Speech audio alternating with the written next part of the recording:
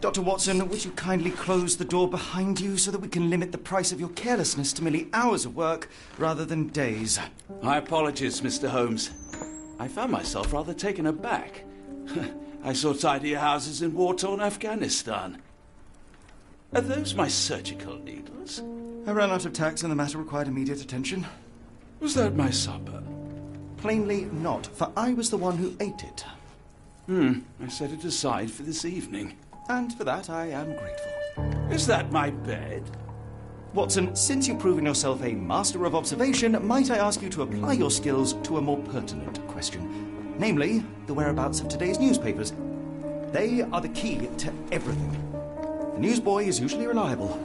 Medically speaking, I often find that the key to everything is good sleep. In a bed. Your papers are here, on the table. Let us see what the postman brought today.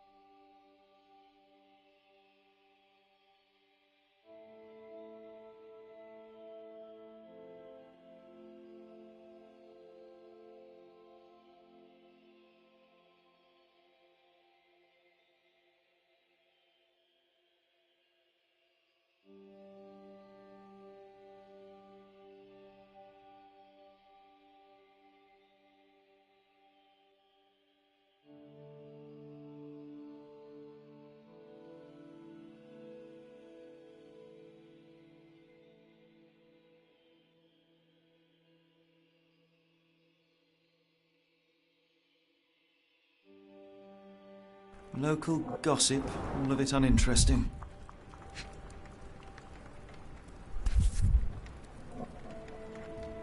Your order from Barnes' bookshop has arrived, Doctor. Barnes insists on delivering the books to our door, even though we could easily walk to his shop.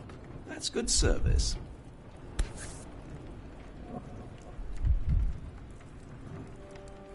Another letter from Werner. They never reply, but they keep coming.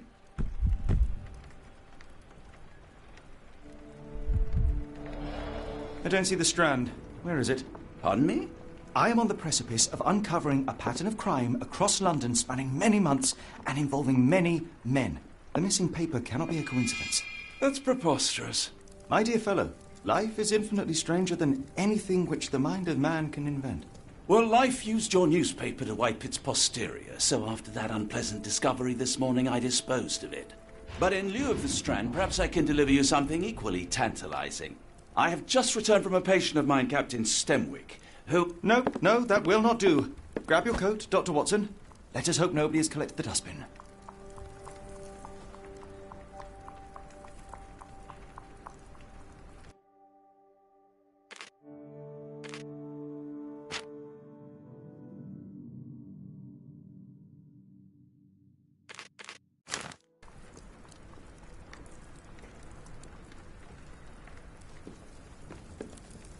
The dustbin is yours for the digging, Mr. Holmes.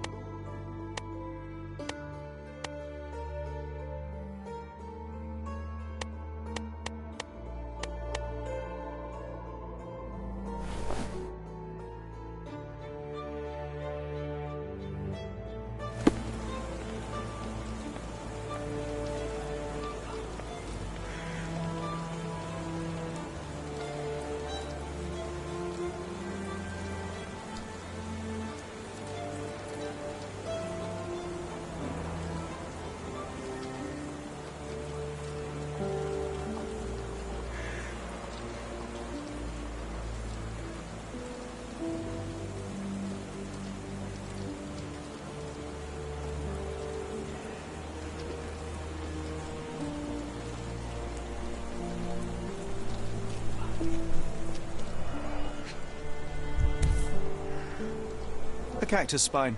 If it gets in your skin, it's awfully tricky to remove, and when laced with poison, the perfect assassination tool.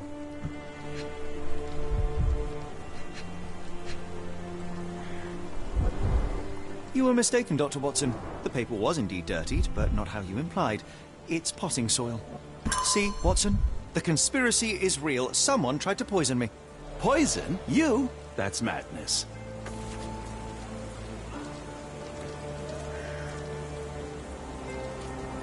Get the Strand! Get your copy of the Strand here!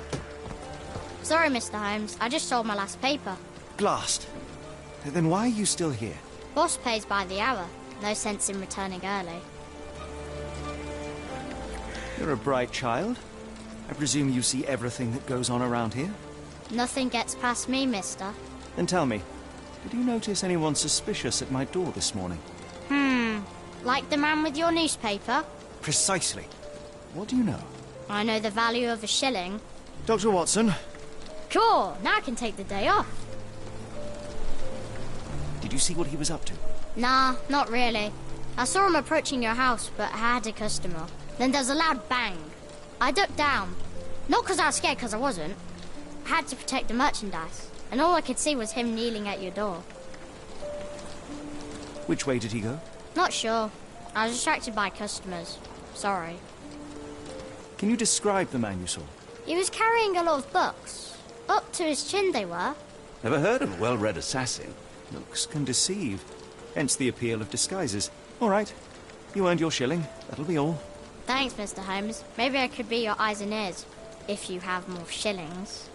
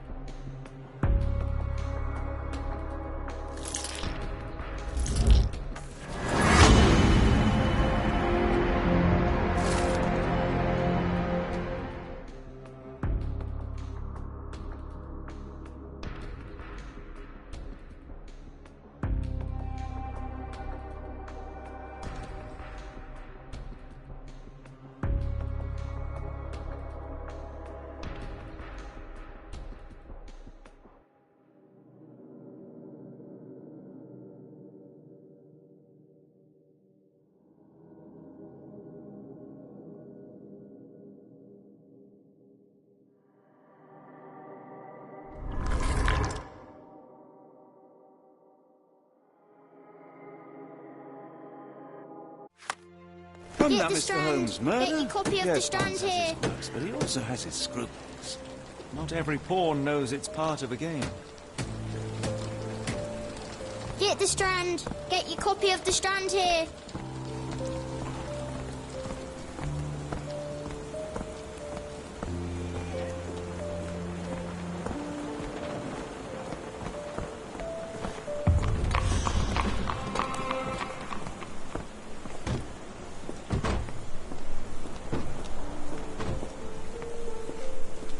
Impressive stature, strong gaze. I think this man deserves a knighthood. Really, Holmes? How can you be so sure? On rare occasions, Watson, it can suffice to trust one's gut.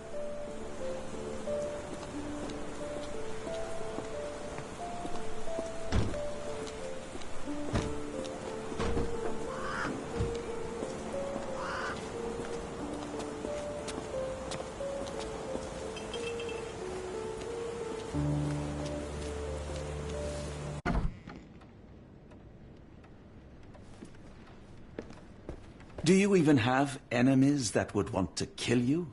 Okay, perhaps from Cordona.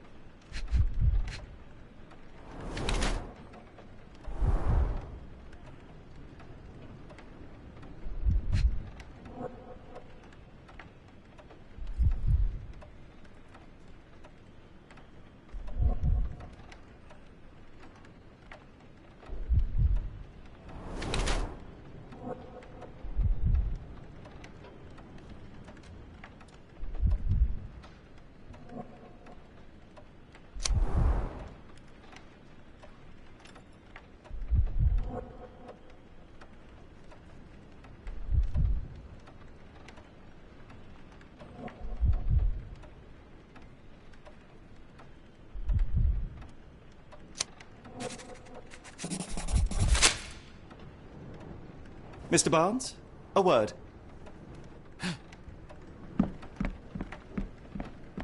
Oh, for goodness sake.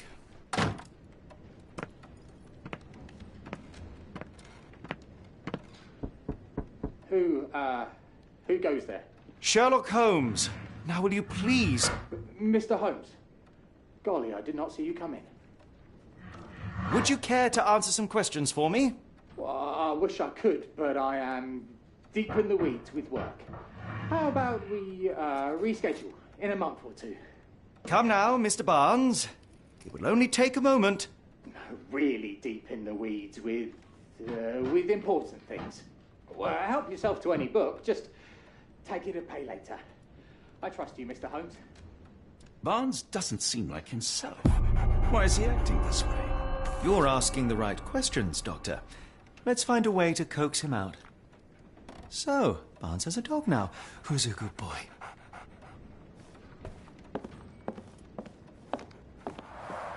The ladder is broken, recently, judging by the freshness of the wood.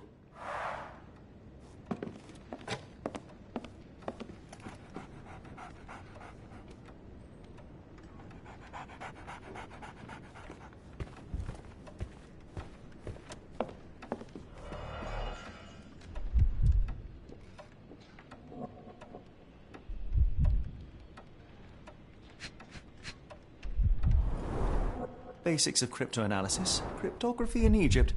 It appears Barnes has an interesting hobby.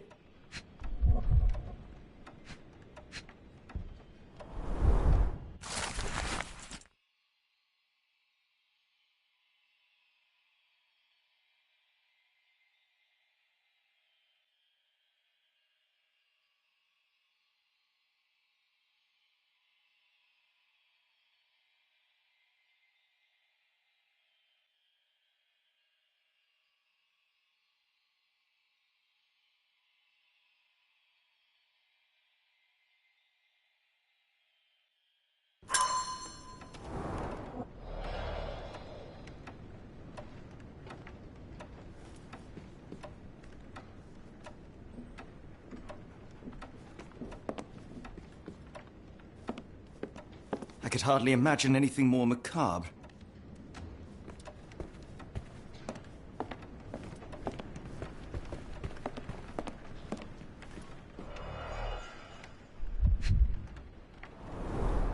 In the language of Mycroft's secret agents, it's a sign. Dried flowers are replaced when the job is done. I wonder who the recipient is.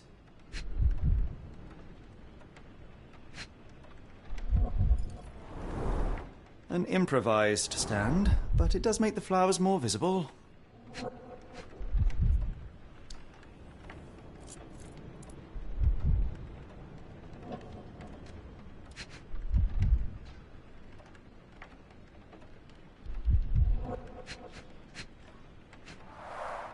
The finest view London has to offer.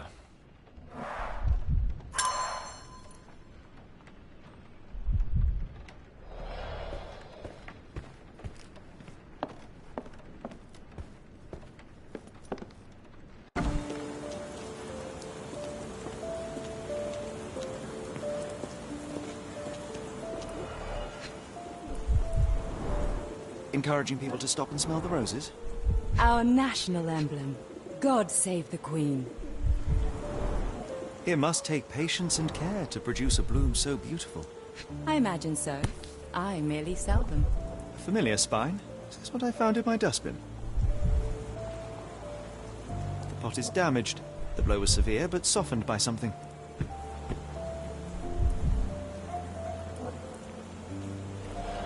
Anything tickle your fancy, Mr. Holmes?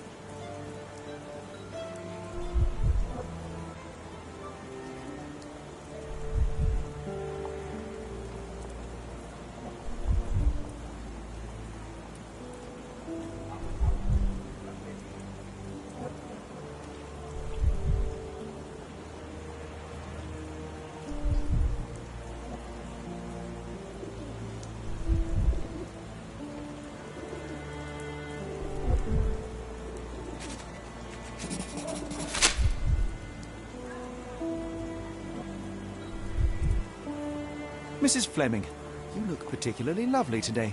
Is there a reason? Does a woman need a reason to look or feel beautiful? No, but your distant look suggests you seek one man's gaze in particular. Who told you that? Nobody. Merely a keen eye and some simple deduction. Well, I'll kindly ask you to keep your keen eye to yourself, Mr. Holmes.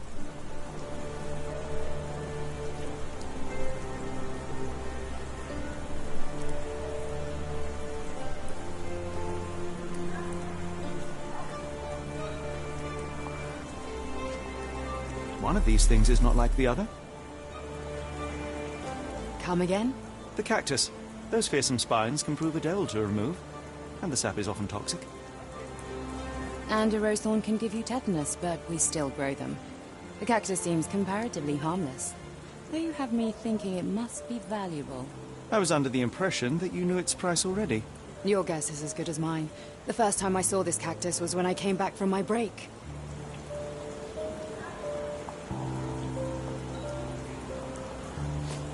What do you make of the flowers in Barnes' shop window? Well, they could use a bit of water. Do they mean anything to you? Mean anything how? I'm not sure I follow, Mr. Holmes. Why do you think they're there? Are you suggesting the flowers are for me? It seems likely, does it not? Oh, I hope you're right. Are you familiar with Mr. Barnes? Yes. No, not really. Well, in a way. What on earth does that mean? I know who he is, of course, but we haven't shared much more than a look. A look? Yes. Each morning I go for a walk in the park with my dog, and most days I spot Mr. Barnes there with his new puppy. So we see each other, Actually, we once met briefly while our dogs played. He was quiet and seemed unsteady as he approached. But since then, we've never spoken. I often see him staring through the shop window. Sometimes I wonder what he thinks about that would etch such longing onto his face.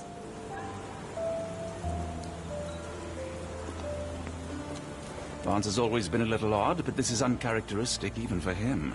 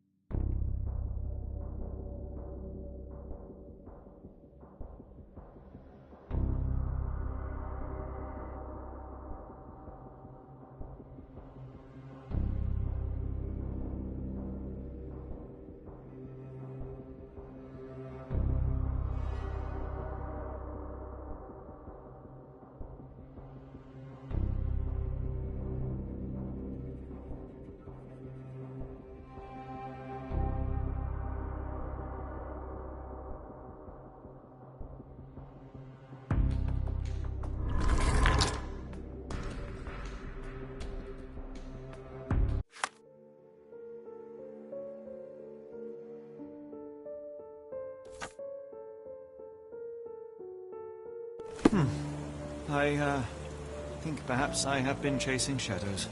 Do not despair, Mr. Holmes. Even the best of us make mistakes. We better tell Mr. Barnes what we've learned.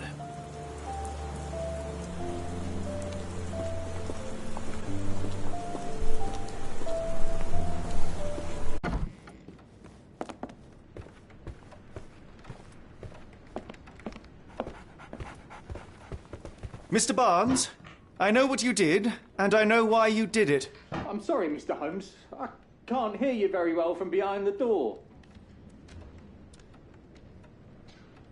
You ordered a cactus from the plant catalogue and then left it for Mrs. Fleming as a gift. You place flowers in the window to get her attention and wear high heels to appear taller and more desirable. You are her secret admirer. I couldn't read this morning's edition of The Strand because it was covered in soil and spines. I know you dropped a cactus on it and then fled. Barnes, it's Dr. Watson. Rest assured we are not interested in disclosing your personal affairs to anyone, including Mrs. Fleming. Please come out. All right, then.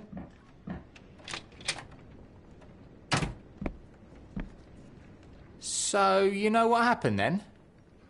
I was on my way back from the post office, having picked up the cactus and some books. It was quite an awkward package, heavy too, and when I got to your door, I dropped the cactus and your paper. Forgive me. I needed that paper to prove a theory and prevent a crime.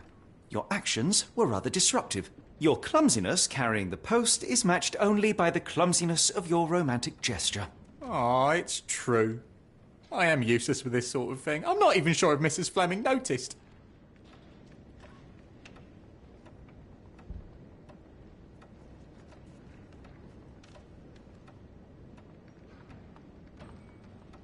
As in most things in life, truth is the answer.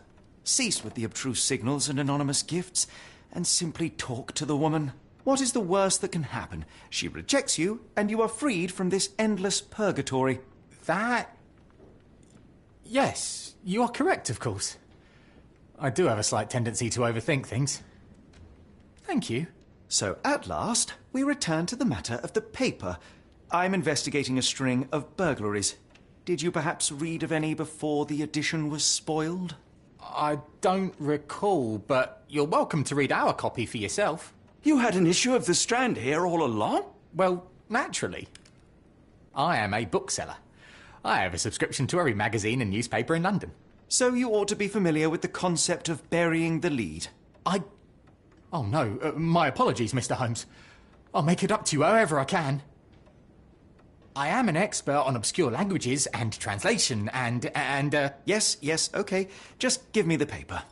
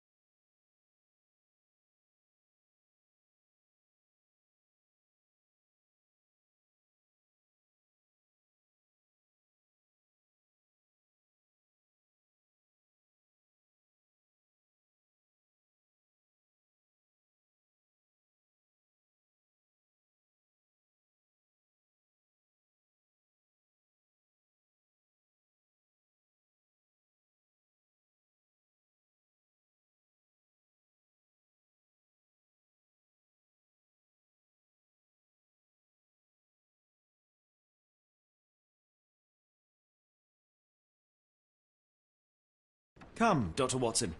Let us put this matter behind us. Farewell, Mr. Barnes. I hope to hear good news about you and Mrs. Fleming.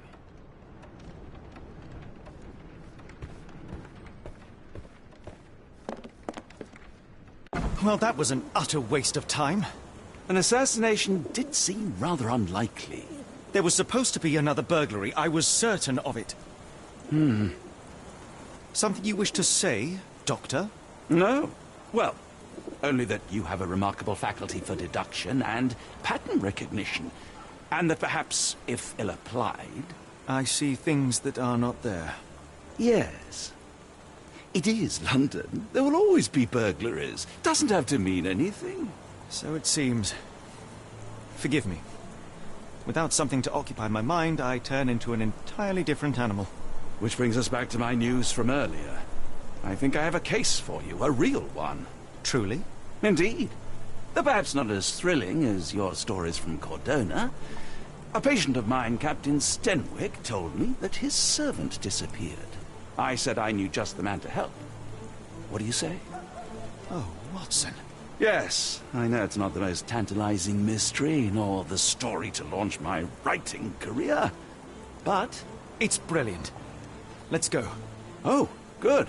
Well, his house is nearby. Come.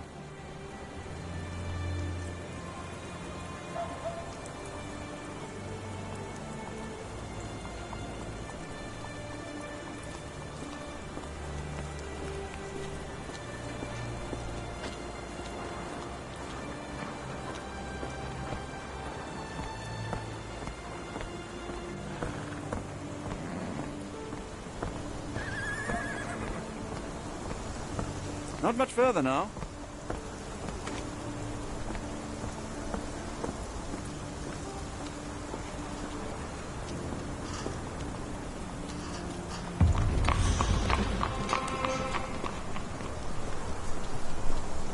Is this lousy attitude of yours because of my altercation with Inspector Lockhart? Did he put you up to this? Sir, the Inspector has nothing to do with it. I'm telling you the same thing I tell anyone seeking a missing person. Good day, gentlemen. Forgive the intrusion. Captain Stenwick, this is my colleague Sherlock Holmes, the consulting detective I told you about. At last, a professional. This useless officer refuses to do anything about Kimmy here, my missing servant. What was your name again? I shall be certain to inform your superiors. Sergeant Ruffles. And it's my superiors who made this decision, sir. Have there been other disappearances lately? Of course, here and there. But when life is tough and opportunity comes knocking, you can't blame those who answer. Why has the police department decided not to help? We investigate murders, thefts, fraud, arson, real crimes. A servant walking away from his master is not our highest priority. That said, if we find Kimmy here breaking the law, we'll be sure to notify Captain Stenwick. Now, I must be off. Best of luck in your search. You heard that, didn't you? The way that man spoke to me. I shall need your written testimony. Then we can lodge a complaint. Captain, perhaps Mr. Holmes' time is better spent learning about your servant, so that he may begin his investigation. Ah, yes. Quite right. Fire away. Tell me about Kimmy here. He's foreign. A Maori. All the way from New Zealand. Biggest man you've ever seen. And as strong as two. Dark hair and fearsome tattoos. He doesn't speak a whit of English. Never bothered to learn. But I made do with pointing. I invested a lot of money in him, so he must be found. When did you last see your servant? Kimmy here normally brings me the morning papers, but yesterday I had to get them myself. He must have escaped the night before yesterday. May I see your servant's bedroom? His shack is in the garden. You can't miss it. Did you search the room? Of course, but only to check he wasn't lying dead inside. Everything seemed normal at a glance. I take it this is the first time Kimmy here has vanished? Undoubtedly. The man seemed terrified of the city. I think it was all the noise. He never left this estate. Should he cause any damage, I will bear the responsibility, for it was I who rescued him from savagery and brought him here to England in the first place. Is there any reason Kimmy here may have left? I should think not. He had all he could have wanted. Gainful employment, new clothes, and all the cabbage he could eat. Did Kimmy here make off with anything of value? Heavens, no. I would have mentioned it to Sergeant Ruffles. Still, he must have fled with some money on his person. No. I kept his wages in my safe. For security. All right, Captain. I think I have enough to get started. We shall first take a look around the mansion. Go ahead. I'll be here, mentally drafting my complaint.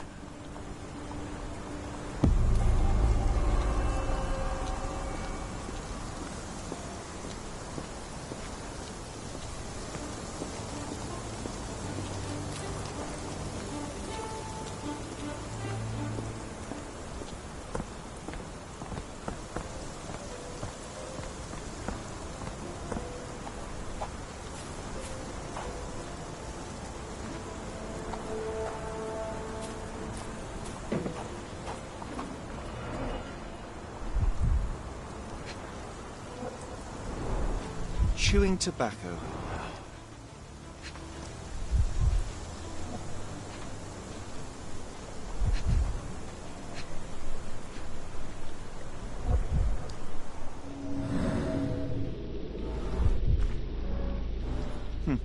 Looks like a knee print.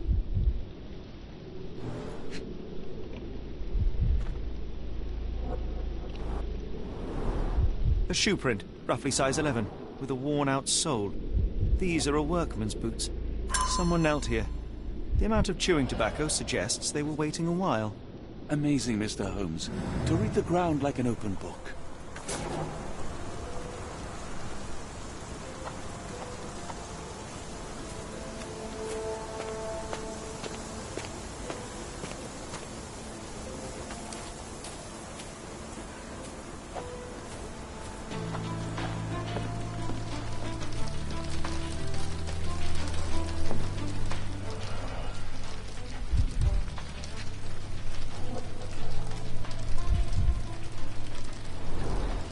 Impressive. The sack of grain retained the shape of an impact. Someone hit their head here.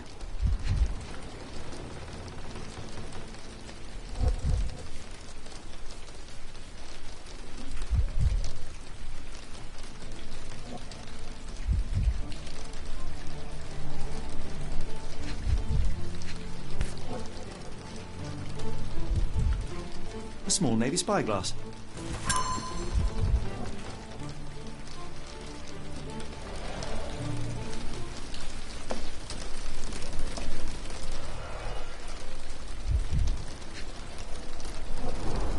A scrap of Hessian.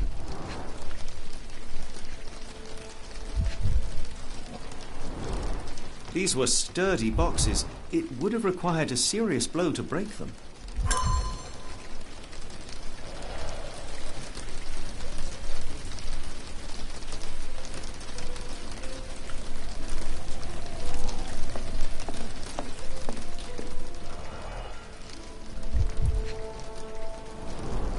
Mutton chops, the remains of a meal. The ashes are long since cold.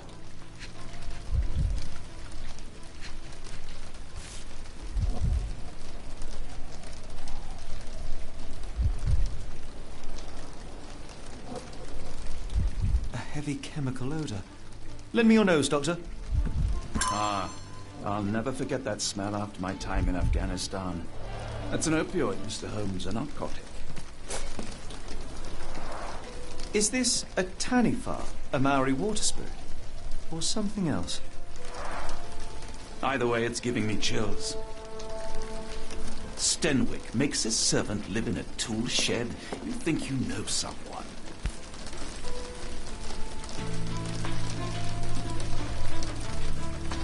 A Maori nose flute. Ngurus, they're called. Clothes made of Hessian. Is Stenwick really so miserly?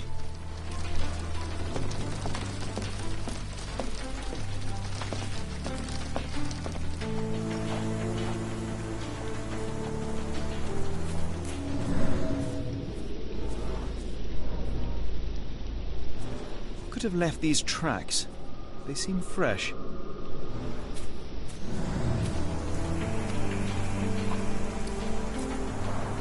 This lock is quite unusual. It appears that the key should be bent to the right.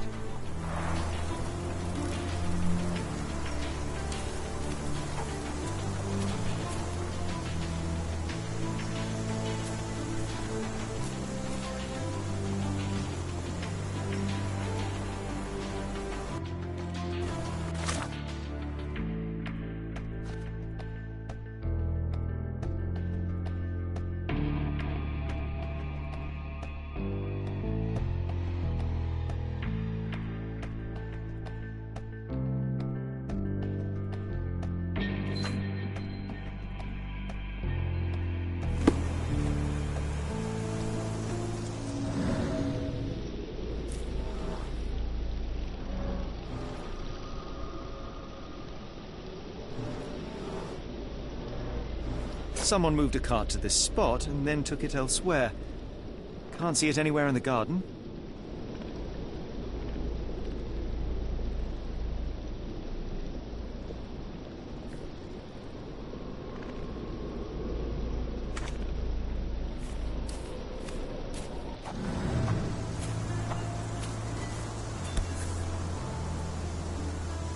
The rag reeks of smoke. Someone plugged the chimney.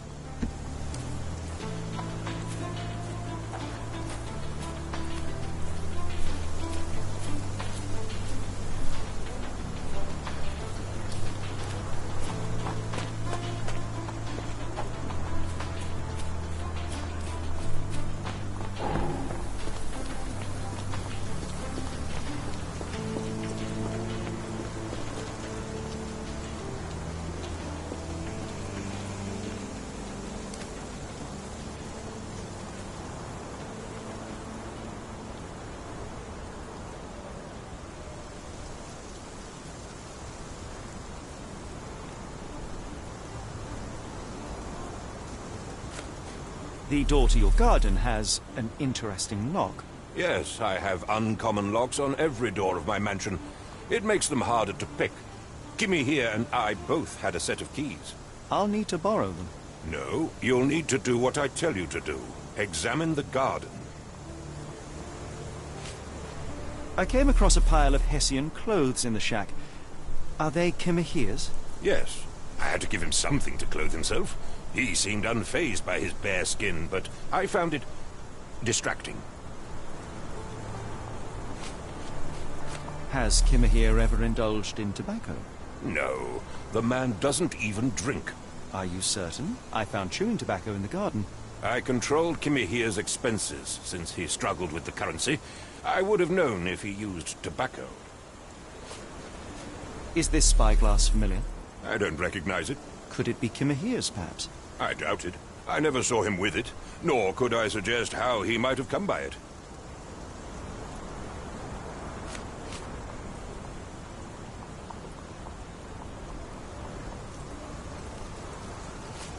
I thought you were meant to be intelligent.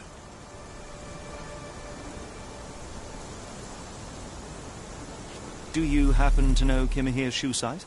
I wouldn't have the foggiest. But I'm sure it was enormous. Not that it matters. He spent his life barefoot. Despite my best efforts, he simply did not take to shoes.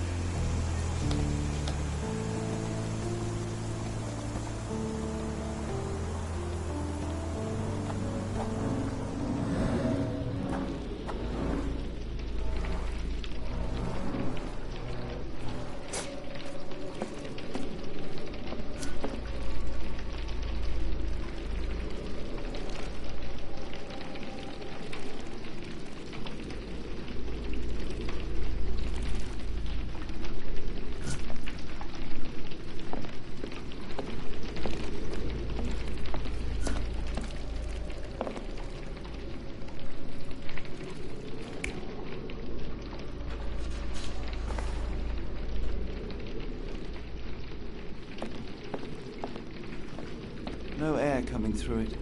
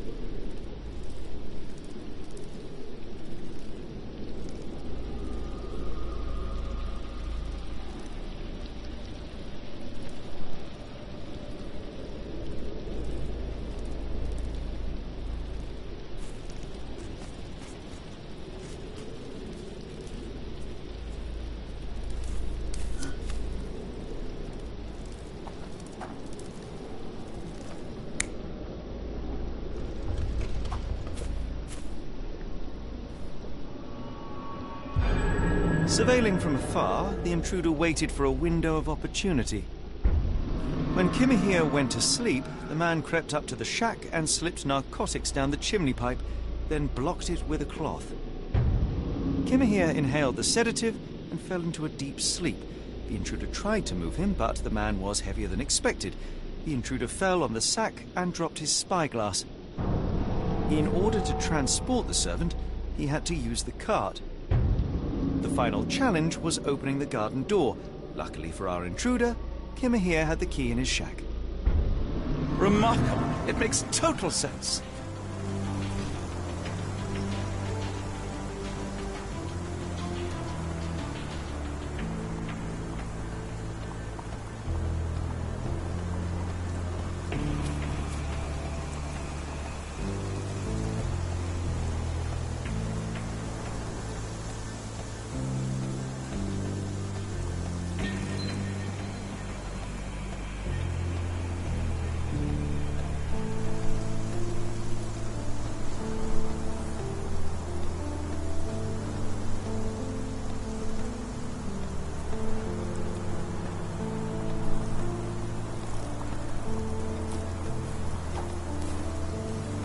Stenwick makes his servant live in a tool shed. You think you know someone.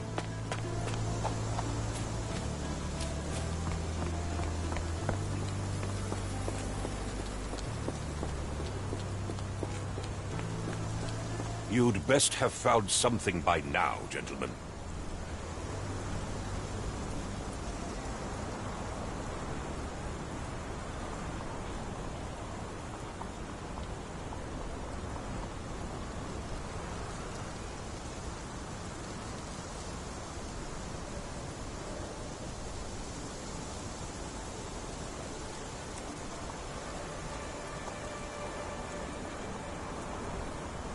I found the residue of narcotics in Kimahir's brazier.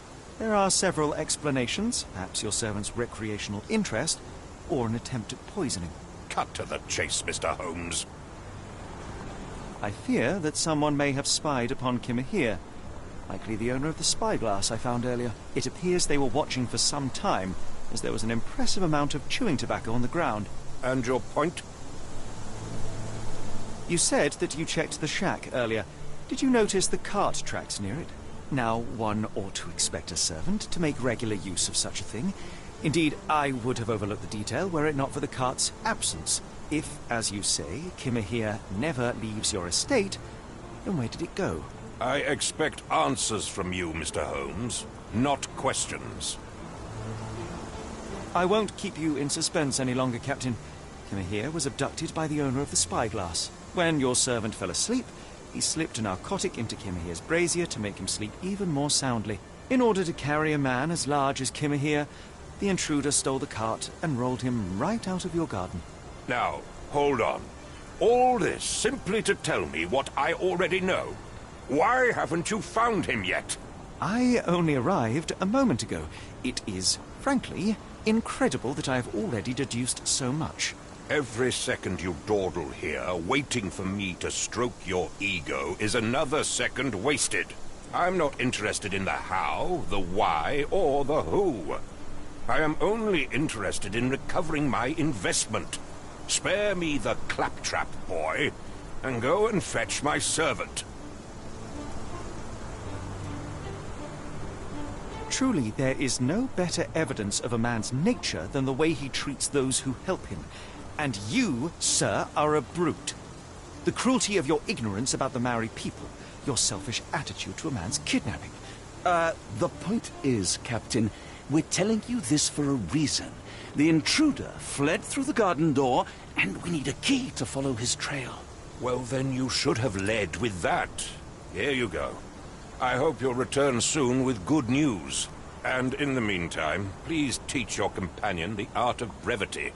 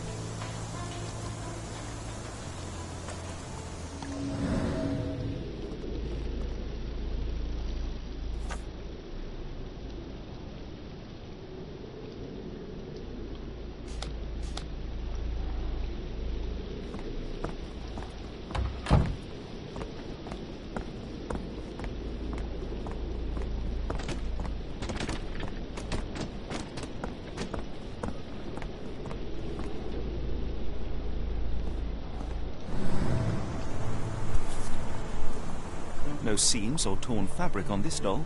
Likely one-legged by design. What does it say?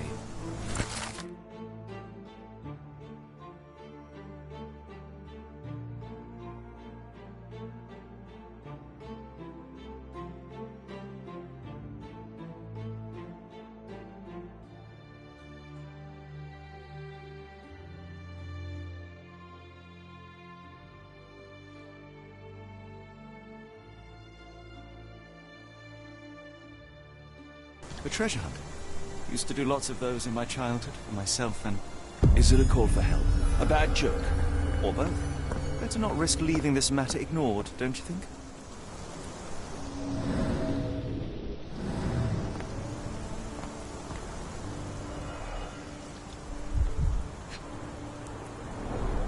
Sturdy rope, professionally tied in a Portuguese bowline. This knot is often used by sailors to create a bosun's chair.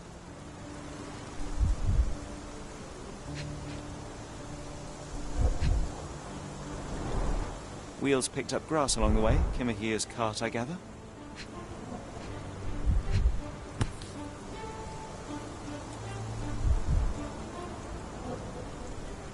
Roy Soulsby. Could that be the name of our man? A strange substance. I have my suspicions based on the colour and consistency, but would you care to hazard a guess, Doctor? Well, it's odorless, but from the way it absorbs water, I'd say saltpeter. Then we're in agreement. Well done.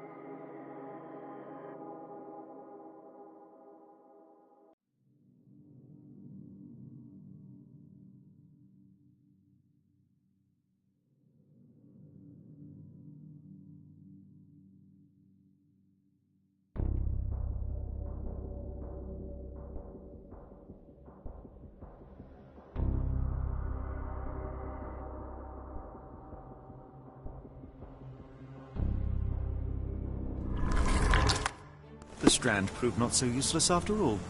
The saltpeter accident. Doctor, do you recall? The Port of London, of course. The footwear, the spyglass. Indeed. We shall need to take a cab there.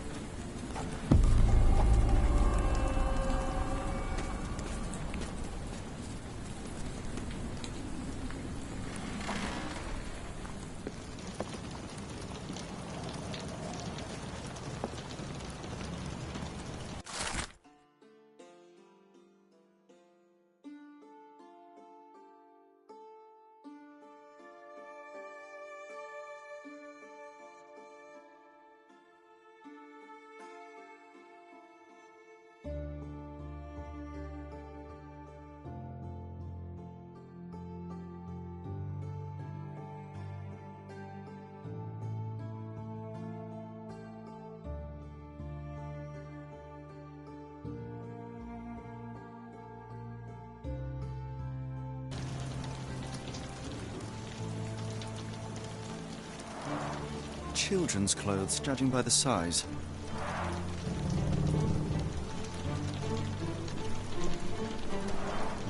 Padlocks have names etched onto them.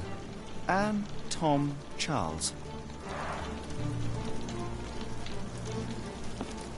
Let's just go. Stenwick wanted results, not pleasantries. What a grim view.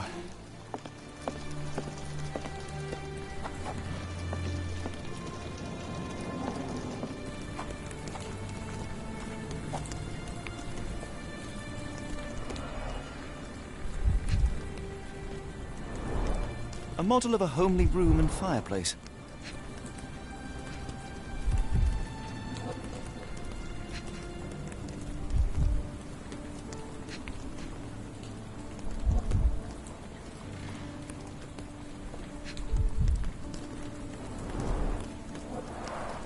Chimney bears a peculiar form, like it's meant to have something put inside.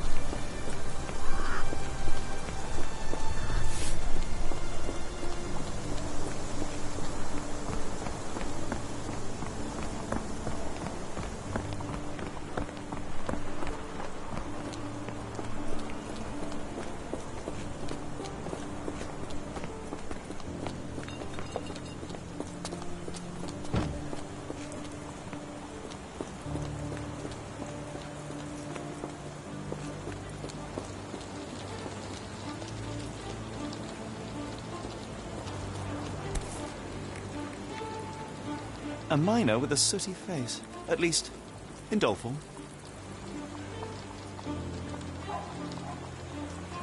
What's this?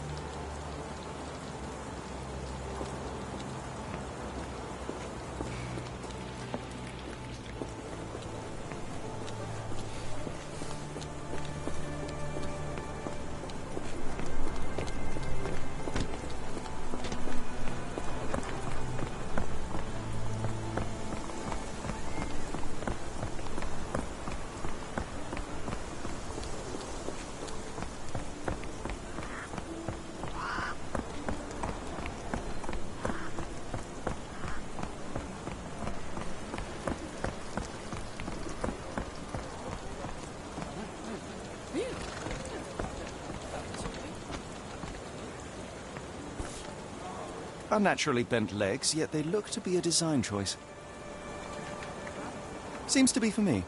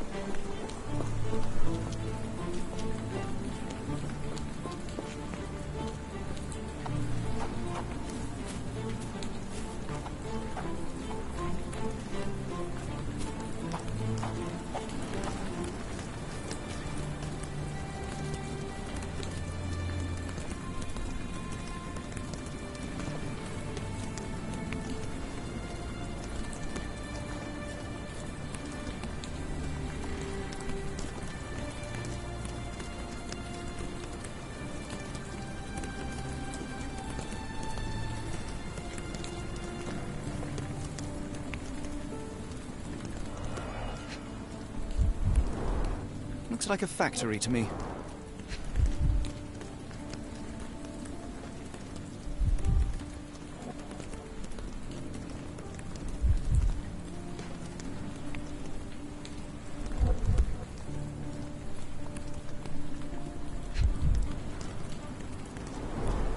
Wonder what could get the gears inside moving.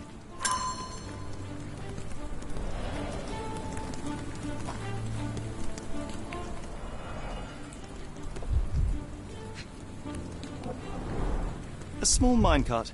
Endearing, if disturbing. Looks like putting something in the slot may get the gears inside to move.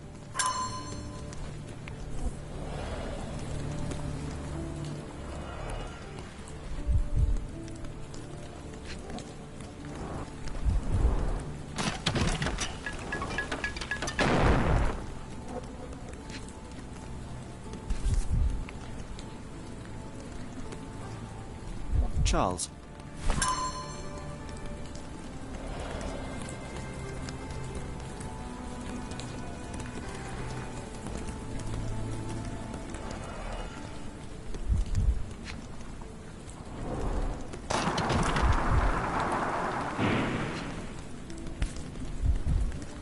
Anne.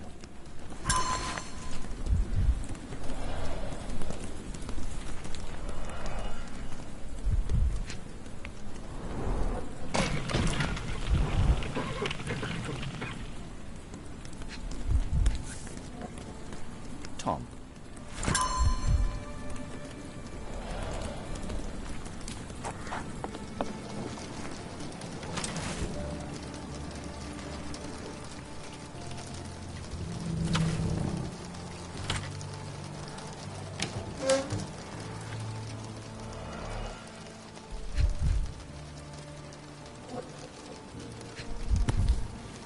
Last doll seems recently made.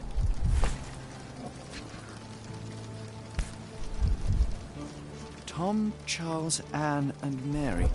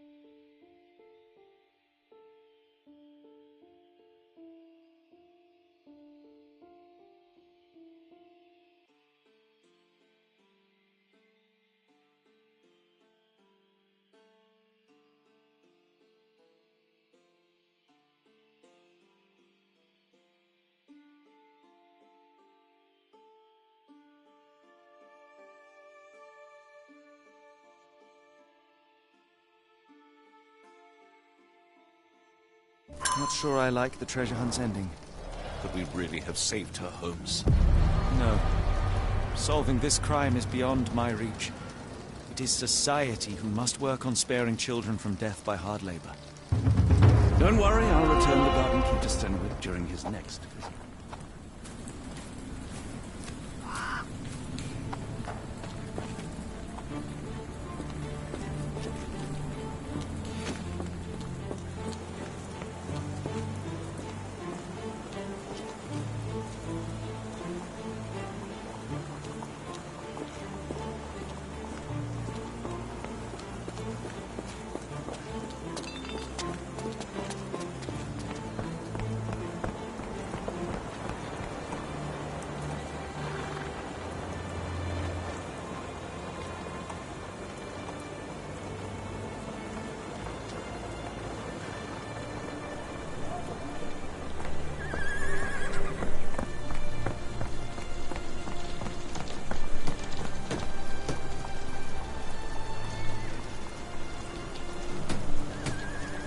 Get the Strand. Get your copy of the Strand here.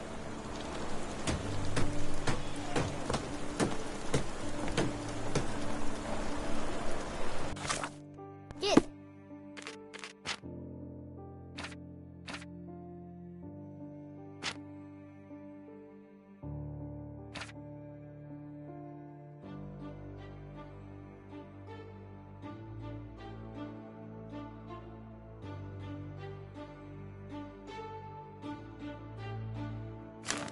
The Strand. Get your copy of the Strand here.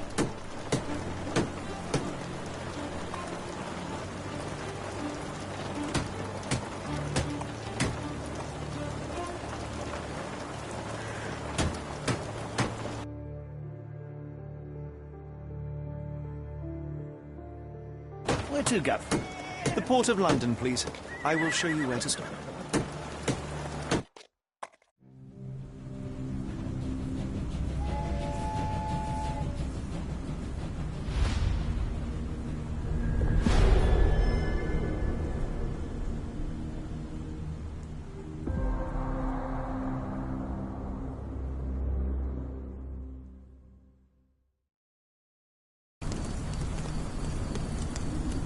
Mr. Holmes, what a compelling mystery we have stumbled upon.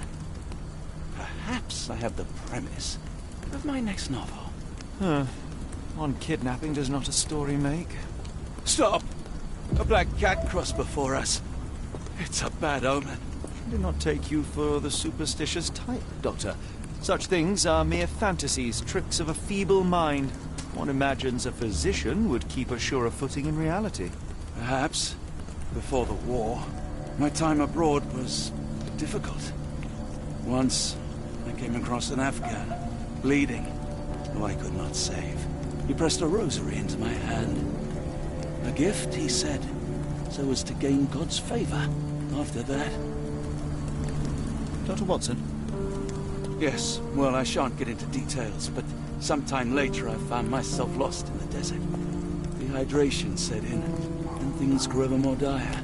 The man's words came to me. I said a prayer and placed the rosary on a rock. A gift to gain God's favor. And you were rescued? Yes. A detachment of British soldiers found me. To whom I'm grateful. Without their diligence, you would not be standing here and I would not have this case. I'm sure you have another explanation prepared, Mr. Holmes, but I think I shall cling to the occasional superstition all the same. To each his own, Dr. Watson. So long as it does not interfere with my methods, do it. We must press on, cat or no cat. The question remains, why abduct Kimahir?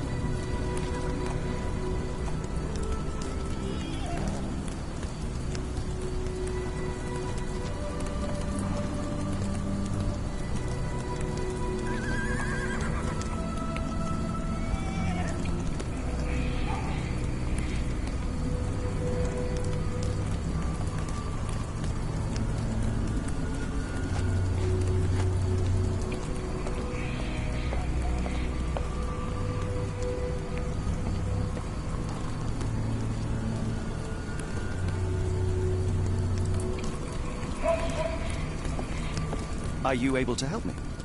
Oh, you're fortunate. I will help you.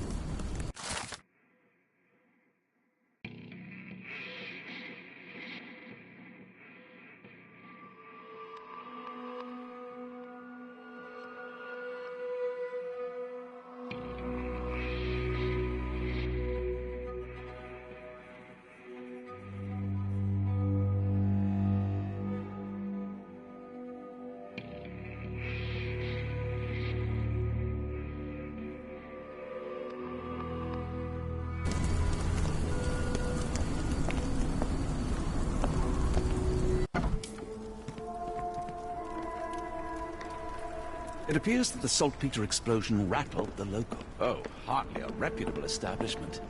I've seen worse.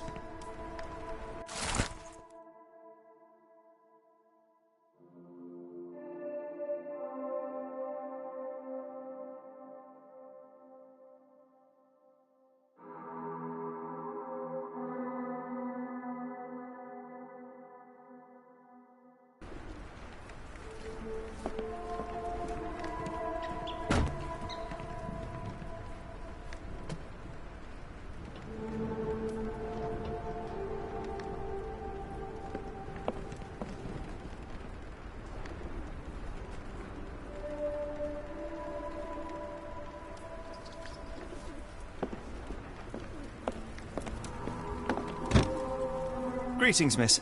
I'm hoping you can help us. We shall soon see.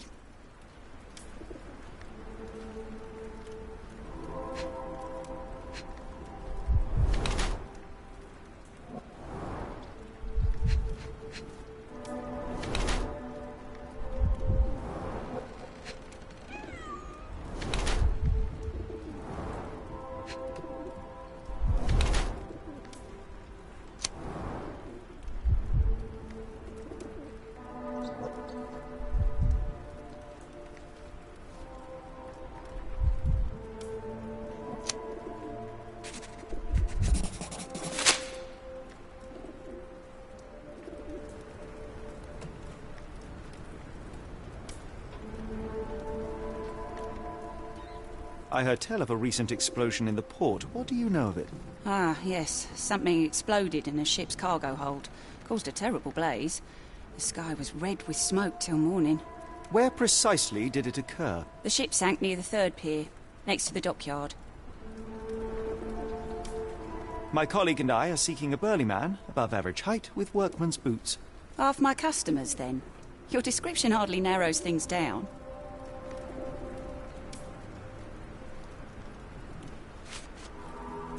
Are you familiar with a Roy Soulsby? Roy Soulsby? I know the name, but he's not one of my regulars. My guess is that he works somewhere around here. What do you know about this poster? A foreign woman asked to put it up. She's plastered them all over the port. Any clues as to her whereabouts? None. It was hard to understand what she was saying. Your clothes are already tight, and soon they won't fit at all.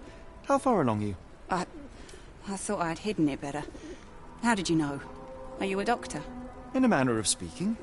He's not. He merely has the ego of one. I apologize, miss.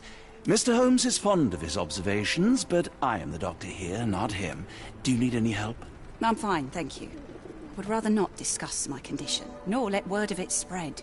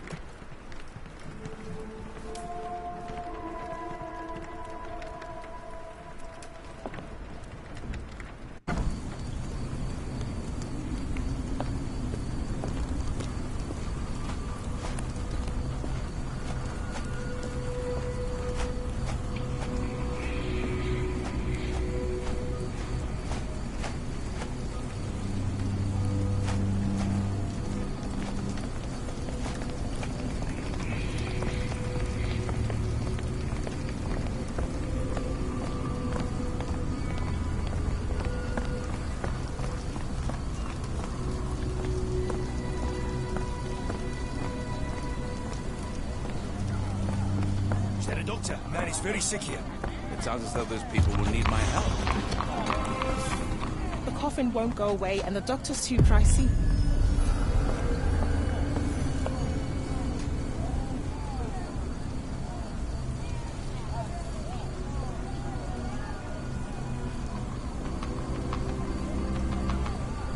coffin won't go away and the doctor's too pricey.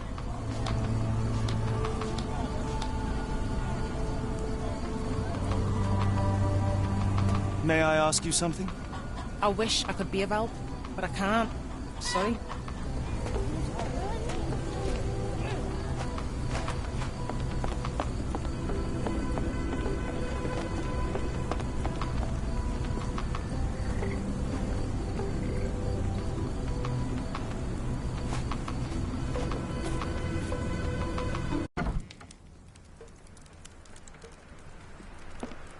Hello, lad.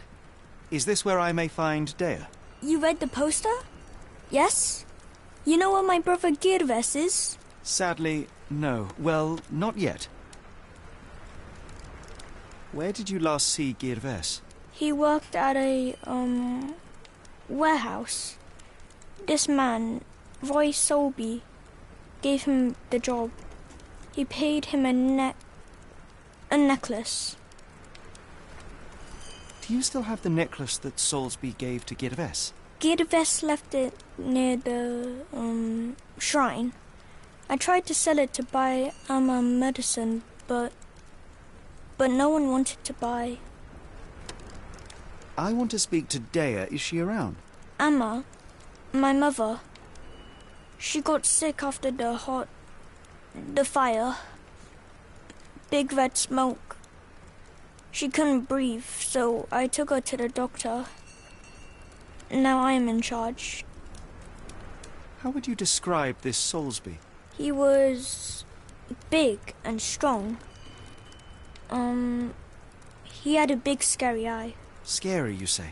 Yes, like it was made of metal.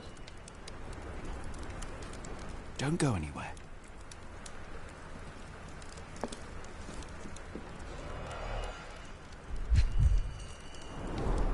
I miss Girves. Do you think he's okay? This cheap pendant looks like silver, but it's only made of tin. No surprise the boy couldn't sell it.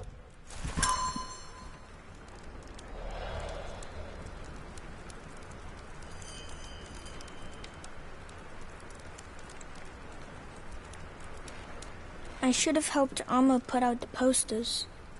If she hadn't been in the smoke so long, maybe she wouldn't be sick. It's a large harbour. If our kidnapper is hiding here, finding him won't be easy.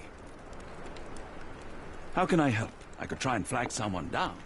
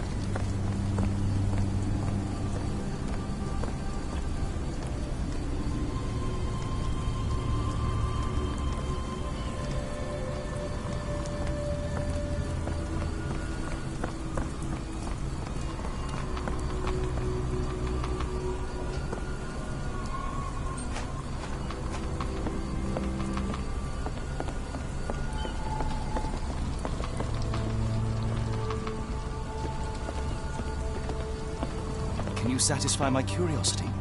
No, sir. I never heard of it.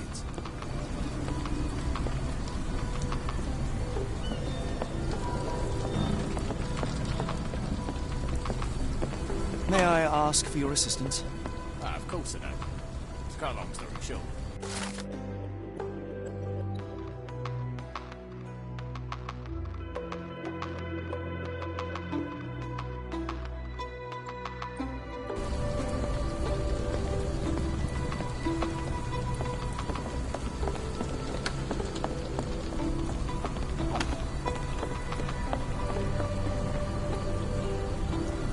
Ma Dalton swears she saw ghosts in warehouse too. The coppers even went over there. You must be serious.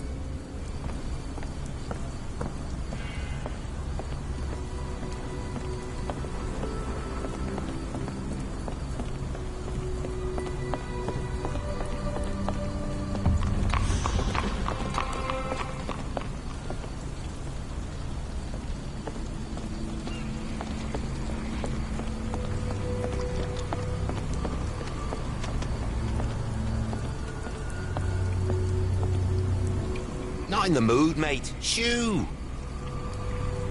Pardon me, sir. I am looking for Roy... Not again. Yes, I'm Roy. But I can't help you find your uncle or whoever you've lost. Now, what makes you think I would inquire about missing people? You are the 4th person to ask this week. Just because I work at the port doesn't mean I keep track of everyone who comes here. You say we are not the first to ask you about a disappearance. Do you recall anything about those who came inquiring? I only remember the foreign woman. I didn't catch her name, but those are her posters hanging up everywhere. She has badgered me twice now, but I still don't know nothing. And this woman can be found? No clue. She was talking gibberish. May I ask what you're doing here? This is where the ship sank the other day. I'm trying to work out how we'll remove it.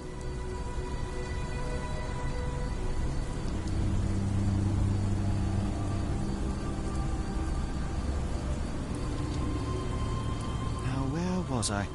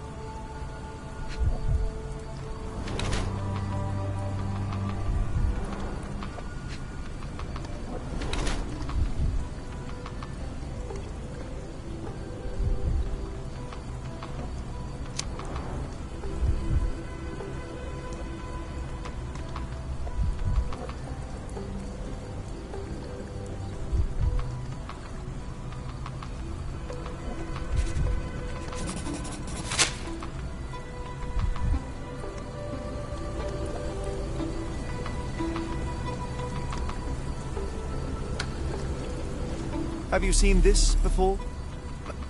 My card? Where did you dig that up? At a crime scene near Baker Street involving a young servant's kidnapping, I might add. No. Someone used it without my consent. How else would it end up there?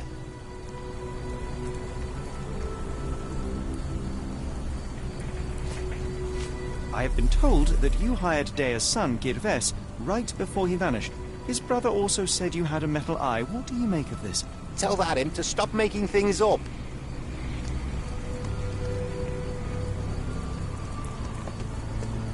If we stay out much longer, I'm going to need some supper. Do you feel like a meat pie?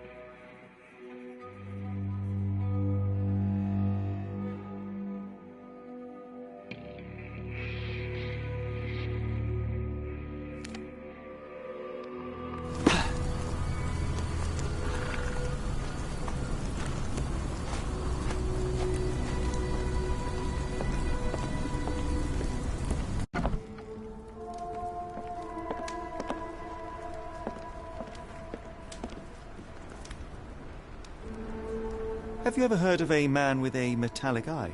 I've seen him even. Dirty Summers is the name. A nasty lout with a silver ball in place of a missing eye. I shudder to ask, but where does one find a Dirty Summers? He likely signed on with a ship. I am not one to spy on others, let alone him. I see. My advice, keep away from him.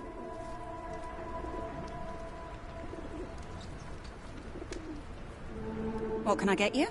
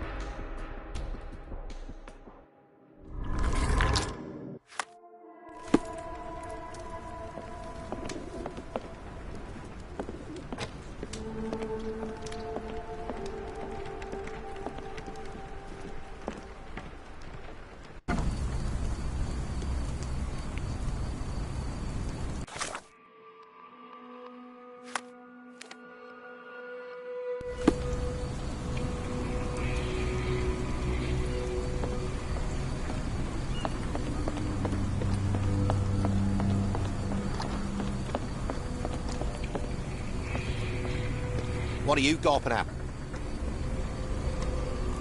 Mr. Soulsby, you know more than you're letting on. What makes you say that?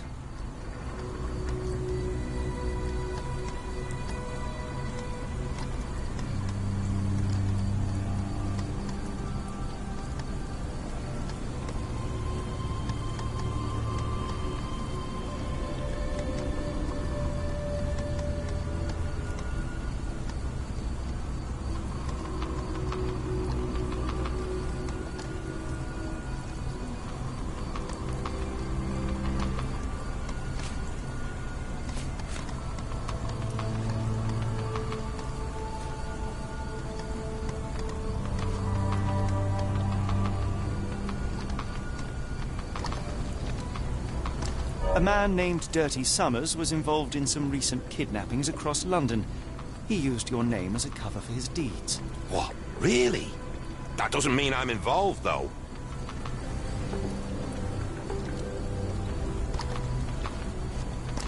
Your calling card was found at the crime scene. That's enough to make you a suspect. You cannot be serious.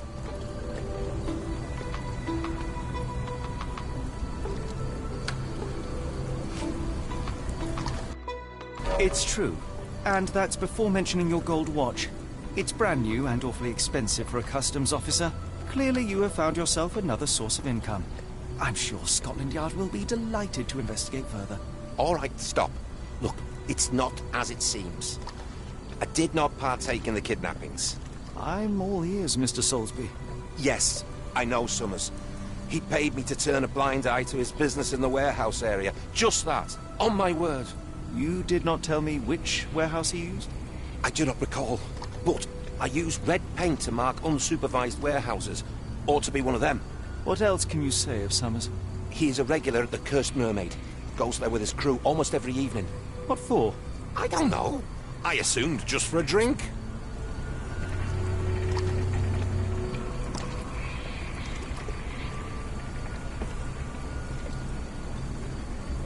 If we stay out much longer, I'm going to need some supper. Do you feel like a meat pie?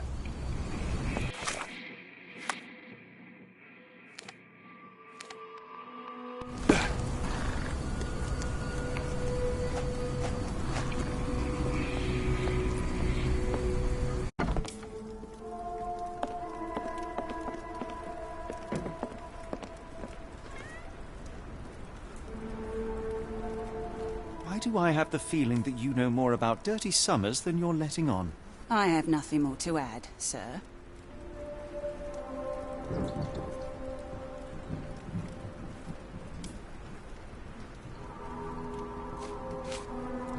Enough. I have hard evidence that Summers was involved in recent kidnappings across London. I'm not surprised. So what?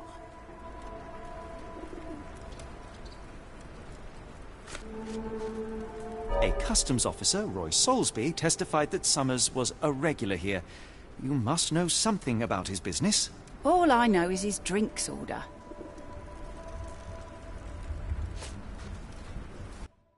If the lives of the missing do not concern you, then I would urge you to think about your unborn child. Are you threatening me? Nothing of the sort, but that doesn't mean that there won't be consequences for your silence. Everyone knows you happily served Summers and his crew. Should the police come knocking, you'll be the one going away. And none of us wish to see you raise a child behind bars. Now, spare yourself the trouble and tell me all you know. Okay. Summers hired my private room. I think he used it to recruit people, but I haven't seen him in a few days. He paid me cash, so I paid him no attention. Nor did I touch anything inside. Here's the key, go and do what you will. Just leave me out of it.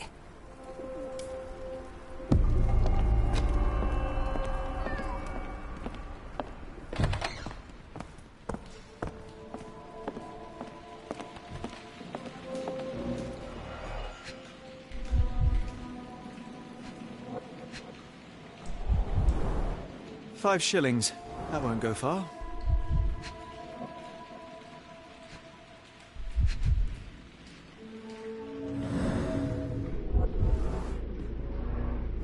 Strange symbols. I don't recognize them.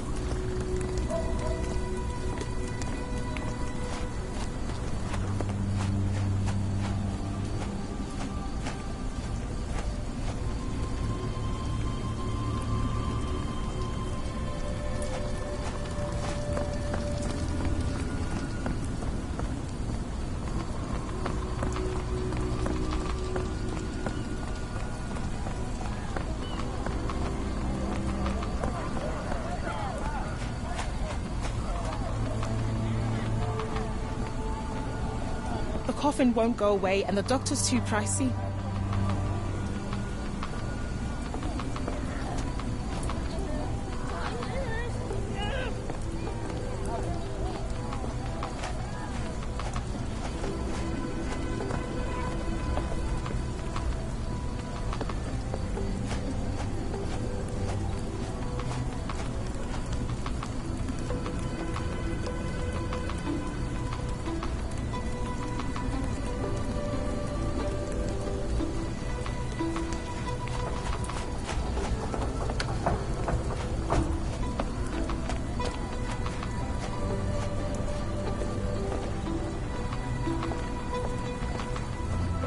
Won't go away and the doctor's too pricey.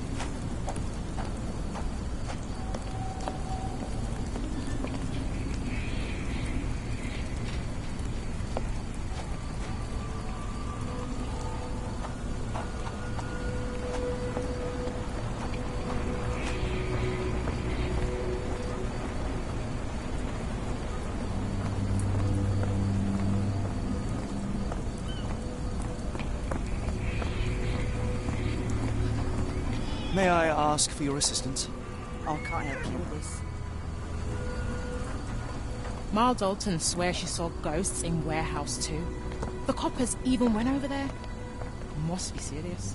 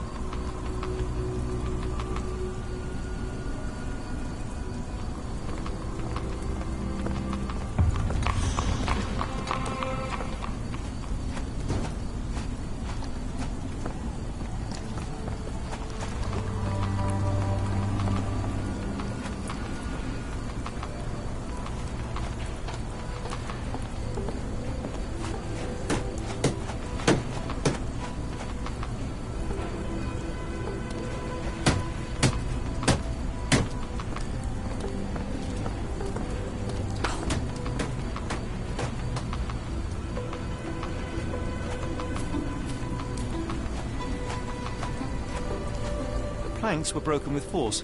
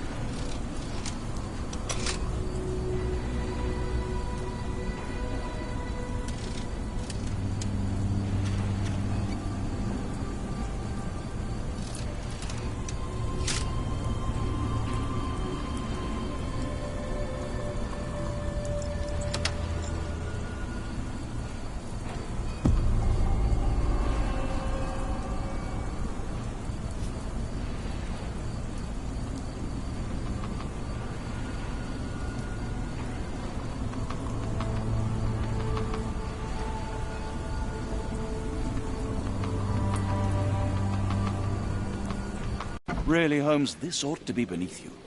As my brother would say, it is for the greater good.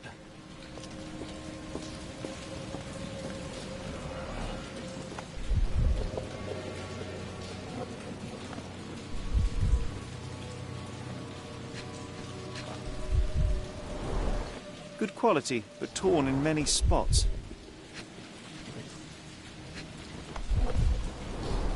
Mould. That's why you don't leave sailcloth lying out.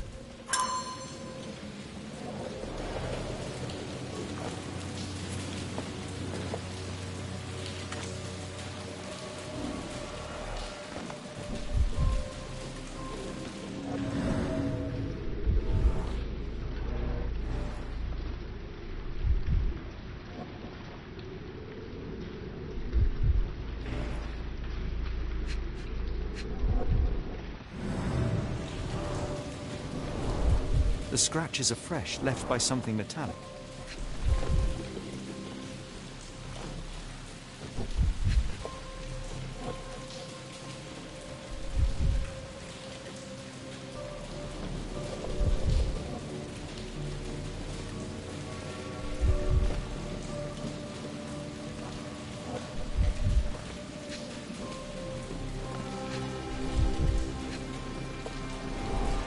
There are a couple of marks on this end.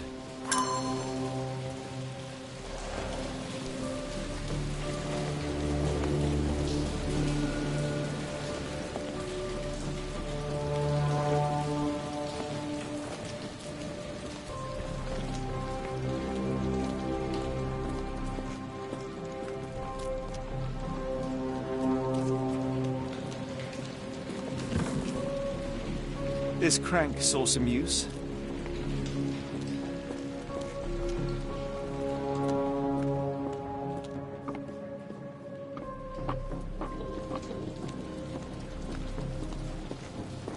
The layers of rust will prevent any movement.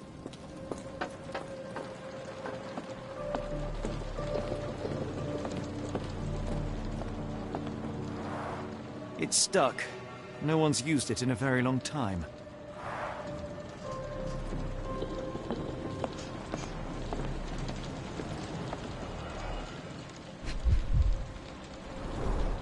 Fit for a crank.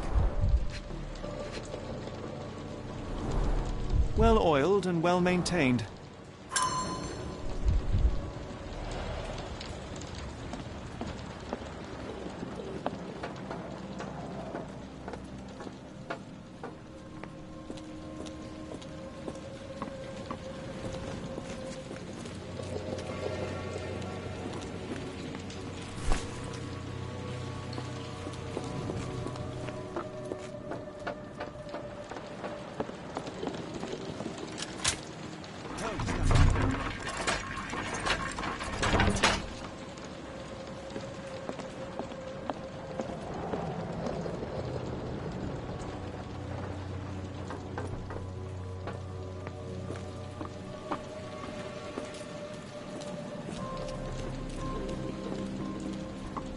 A hidden passage, just as I expected.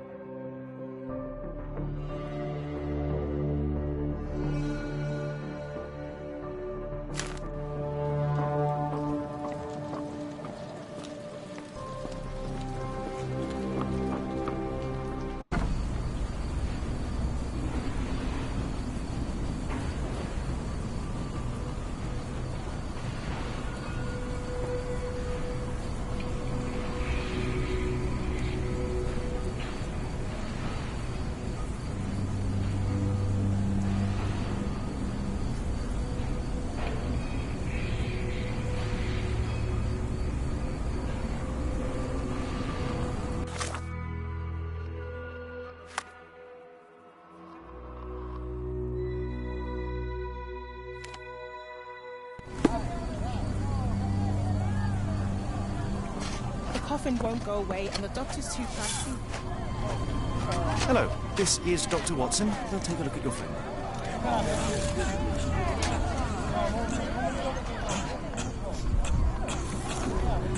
Freshly dug up treasures, it seems.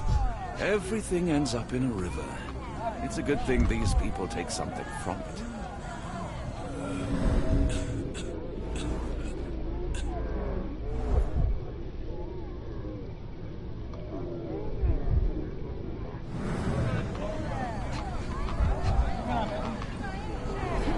The subject is hyperventilating. He has a pale face and dilated pupils.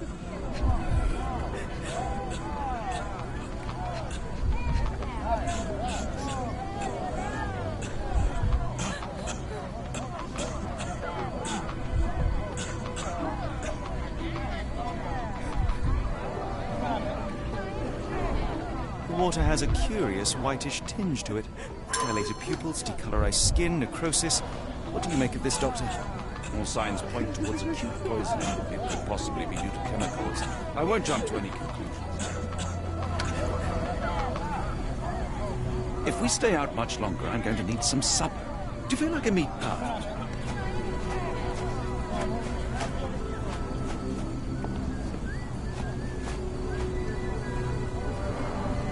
Pile of rotten food.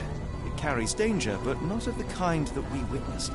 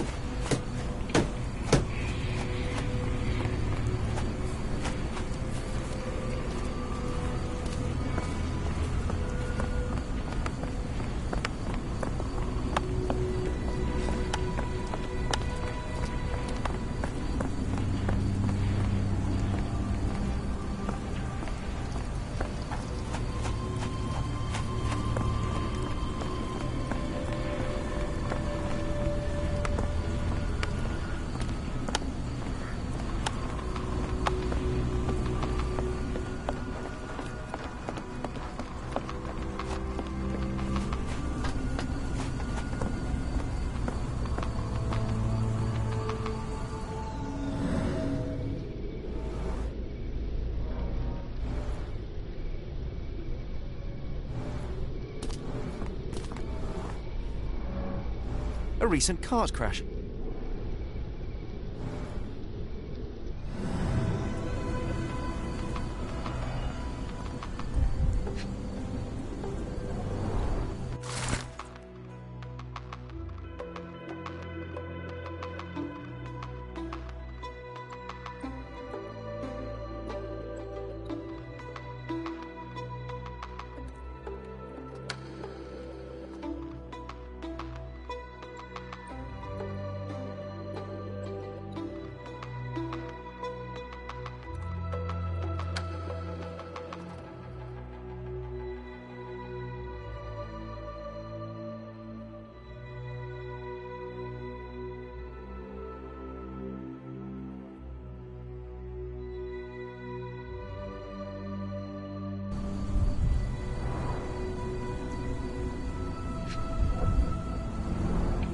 Phenol, a dangerous substance often used as a sanitizer, coming from Spade Chemicals.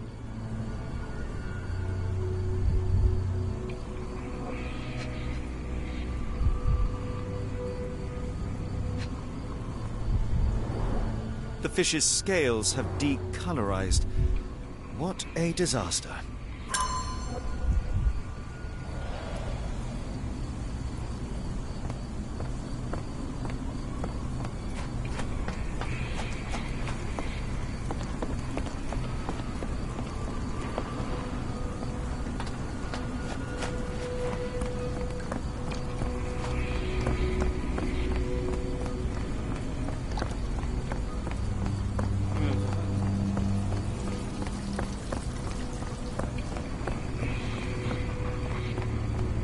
Barrels of phenol from your company ended up in the canal. It has poisoned people. You will need to clean it up properly. Otherwise, we will inform the authorities. What the... We will call the cleaning brigade immediately. I hope this can stay between us.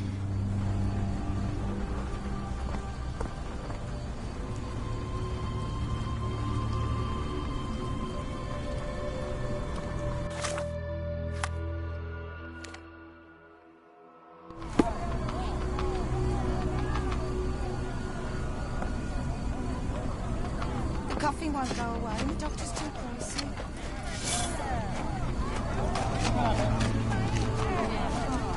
Gentlemen, the doctor here and I have found the source of the contamination. Spade Chemicals will take care of it. That's pretty good news. But how long will it take? And what about our friend? Will someone pay for his treatment? Pressurize the company. But for now, get rid of the stained clothes and rinse any phenol-affected skin. No one else should touch the canal today. Bang it, we'll do that. Let's go to the chief doctor for help.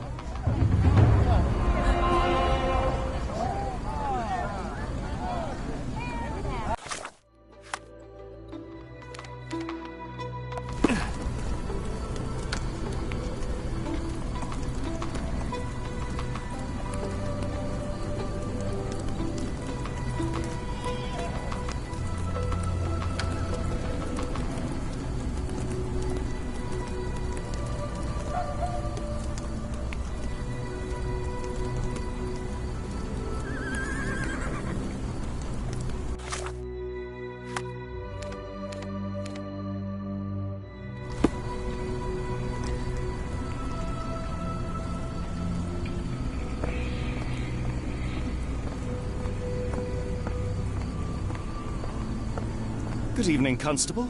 I heard some people talking of ghosts in this warehouse. Gossips, all of them. An old lady neighbour saw some lights and ghostly shapes in the middle of the night. She heard music too. Turns out this was the warehouse of Grandpa Kujak. He owned a business with theatre props for scary shows. I went in and... well, it is a bit creepy. But I think it was probably just some kids fooling around. Do you mind if I take a look inside? Not at all. It's like Madame Tussauds, only worse. I'll be on the beat round the pub for the rest of the night. Damned explosion. Good night, sir.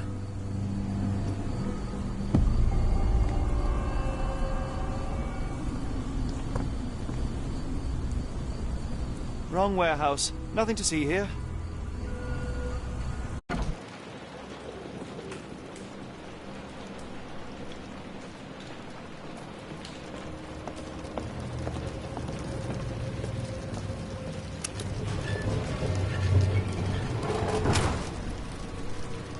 An effective contraption. It still works.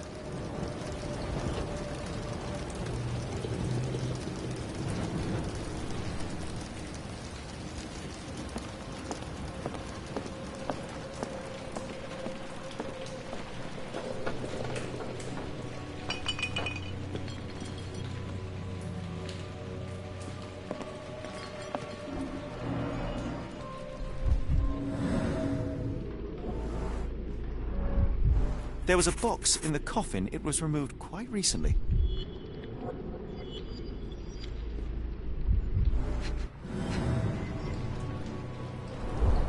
They opened the casket and left marks.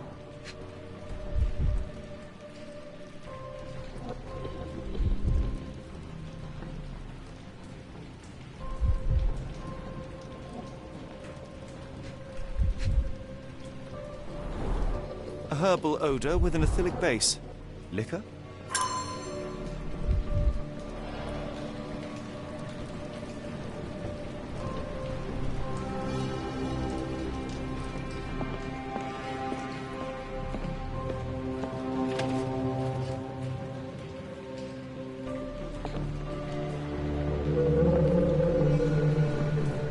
Who is this intended to scare? Who is this intended to scare?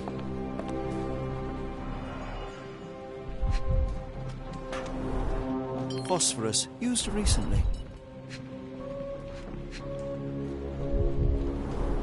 Where is this going?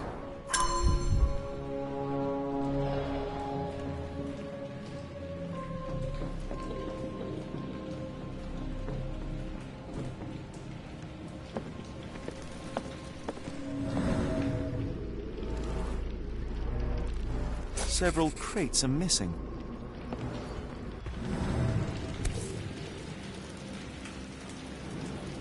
No brand or markings. It looks like a bulk product. Bottles of various shapes and sizes. I detect a mix of chemicals and aromas.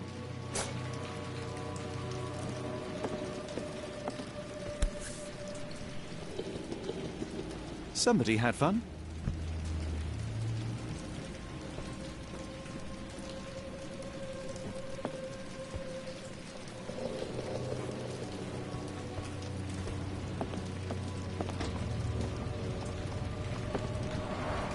Inspired by the legend of Sleepy Hollow.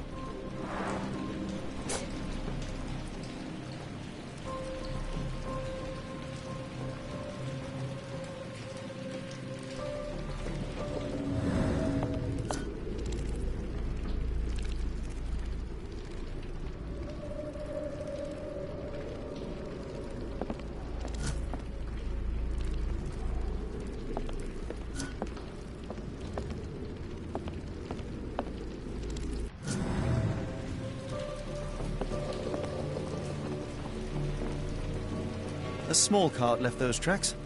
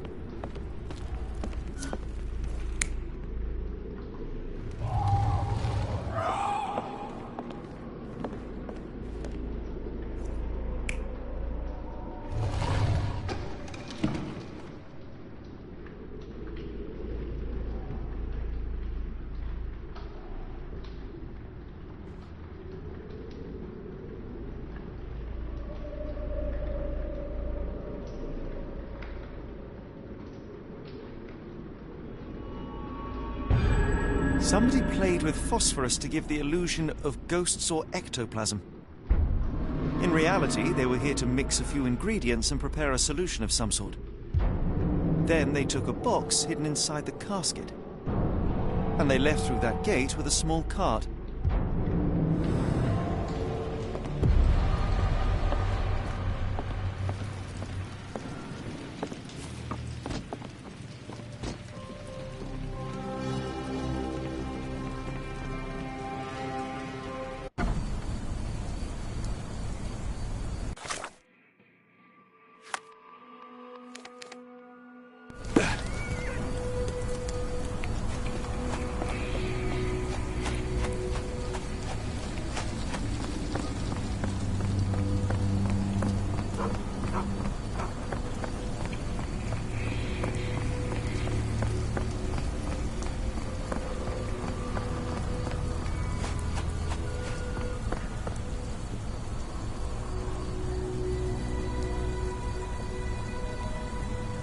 The coffee won't go away and the doctor's too pricey.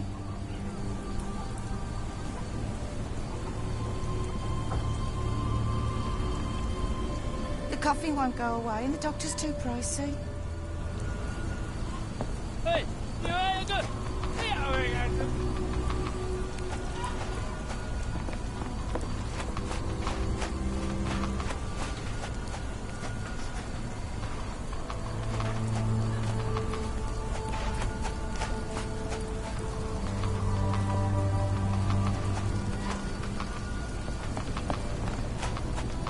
coffee won't go away and the doctor's too pricey.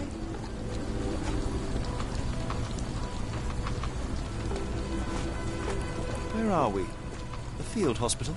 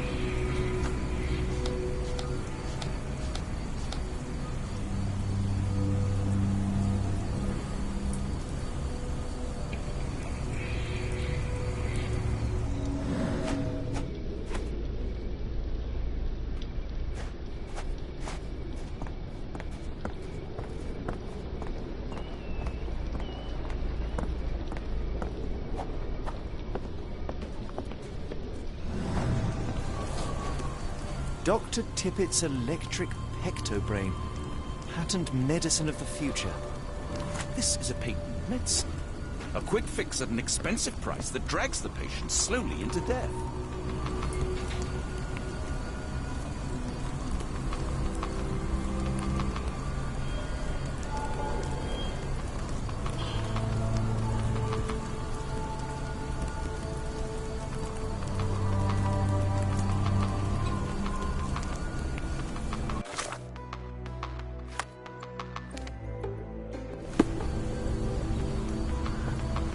Coffee won't go away. The doctor's too pricey.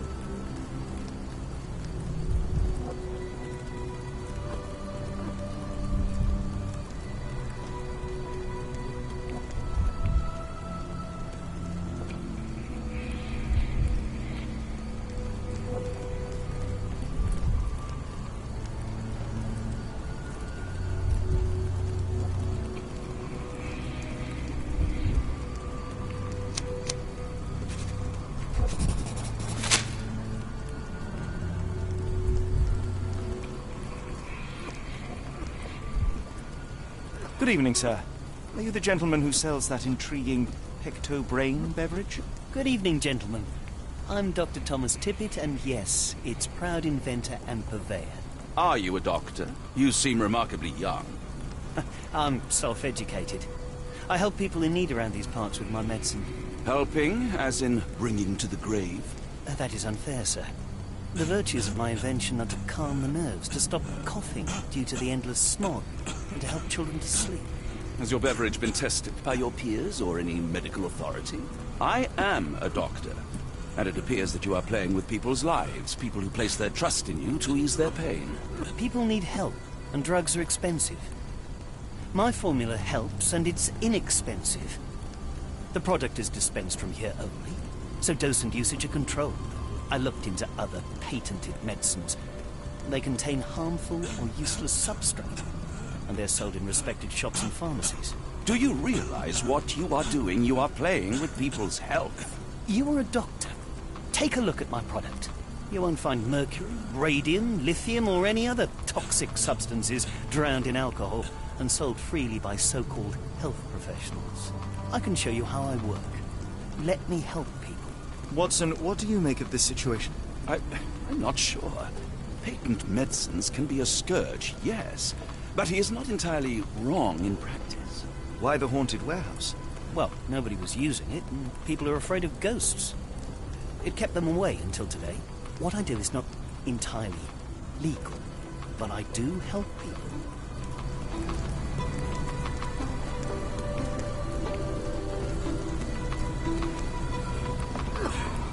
The patient has a high temperature and is short of breath.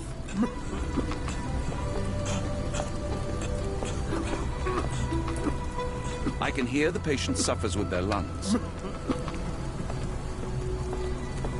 The cart from Warehouse 2.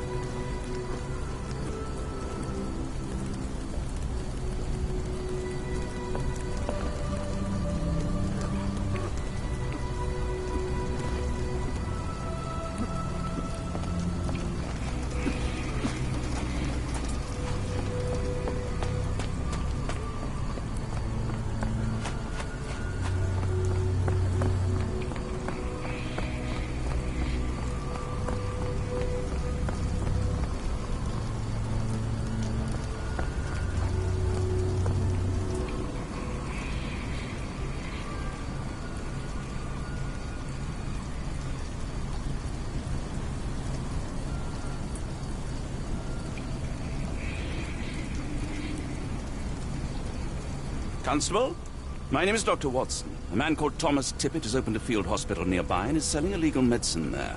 He is using Warehouse 2 for his smuggled product. Please stop him. I knew it was a swindle. Real ghosts don't look like that.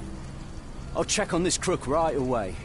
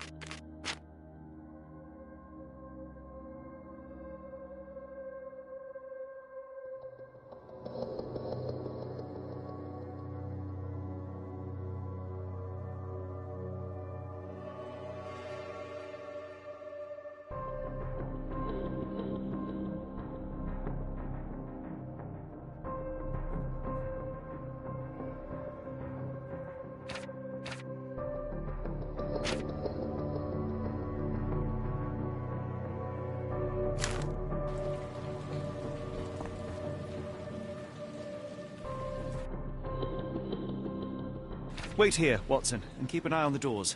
I'll scout the premises. Will do. Be careful down there.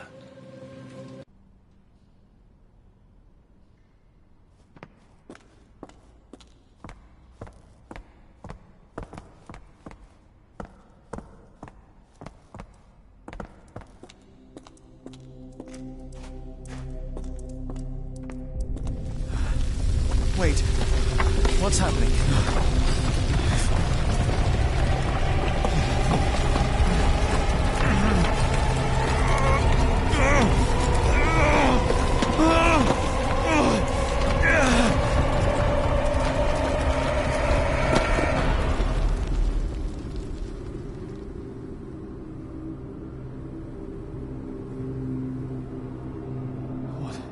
What is this place? Where am I?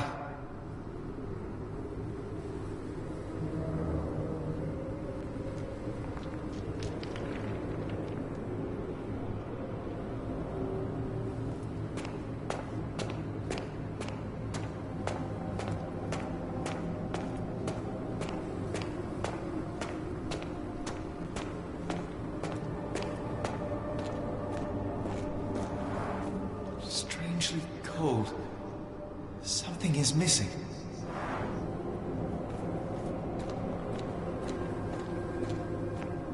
This cannot have been under the port of London all along. Is it an illusion?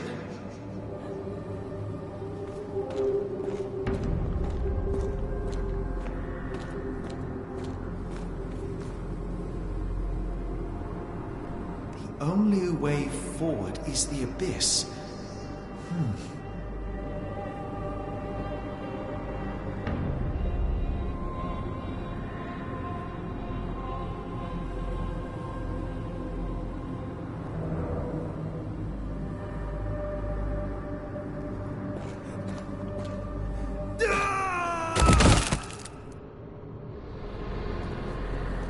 Phew, I didn't die.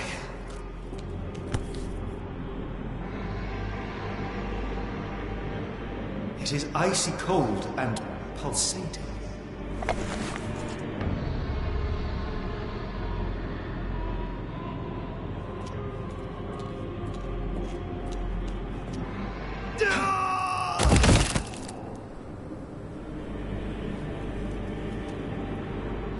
My heart, be calm.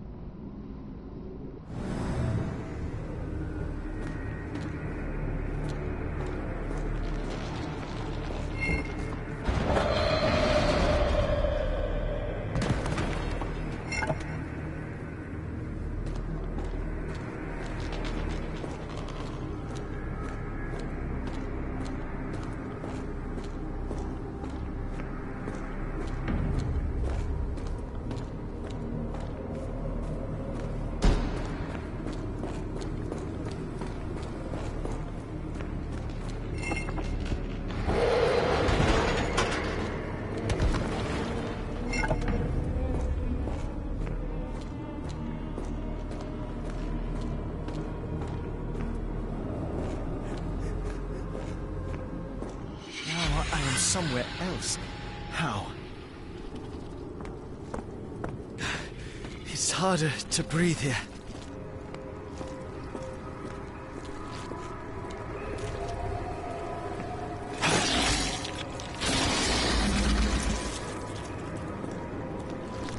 What is that?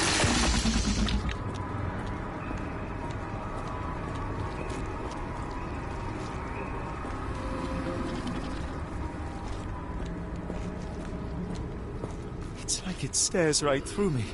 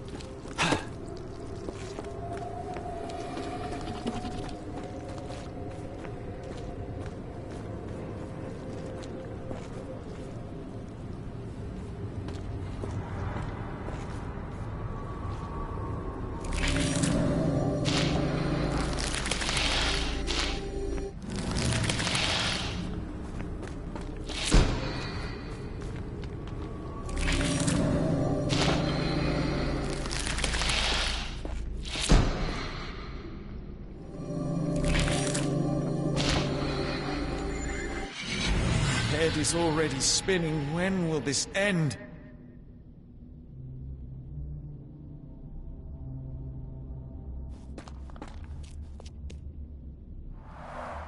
There are 2 recesses.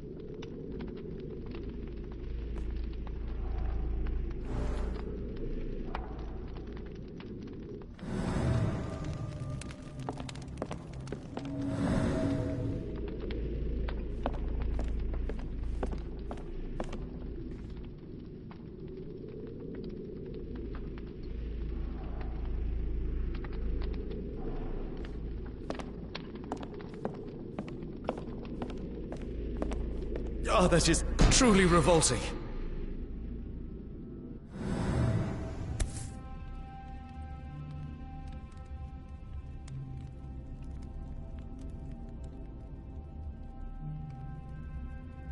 Frozen and pulsing, almost like it has a heart.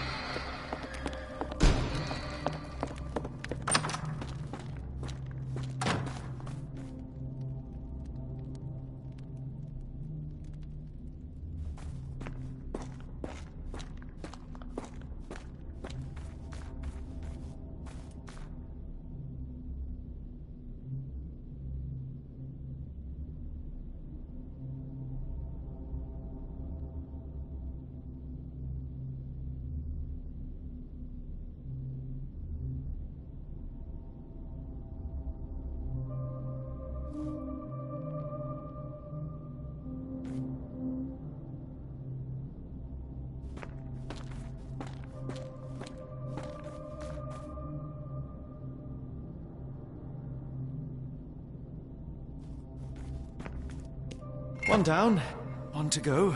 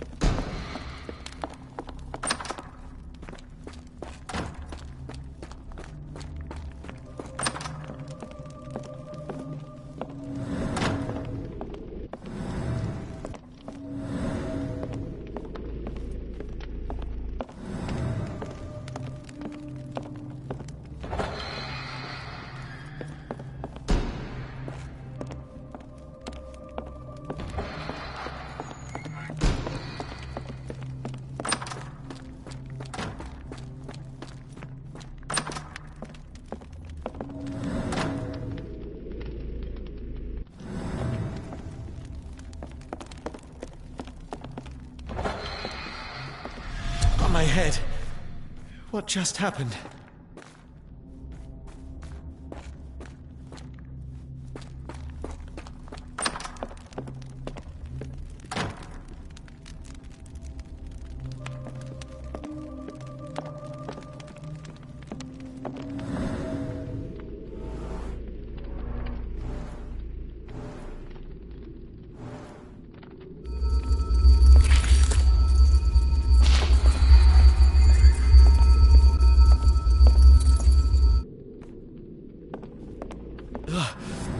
the stench.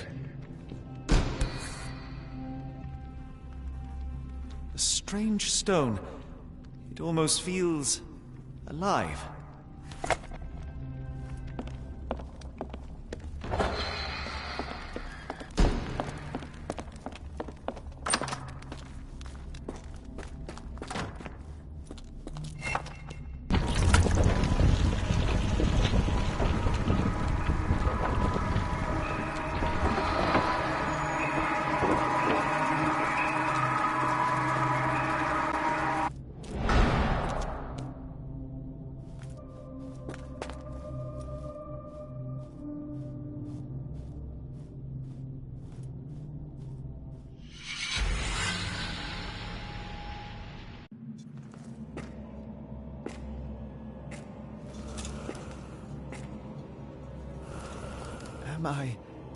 Did I get out?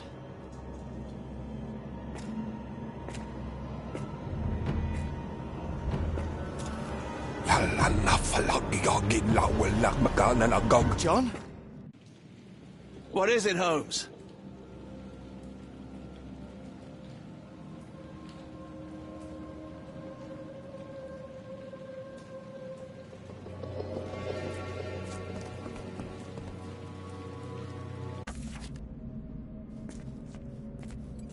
Watson! Holmes, where are you?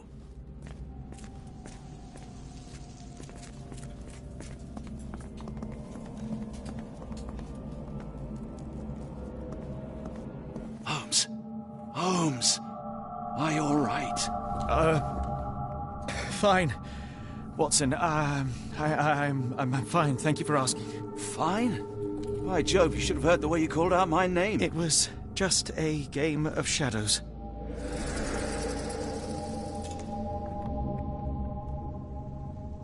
I'm glad. This place gives me the chills. What are we dealing with? Something that's finally interesting.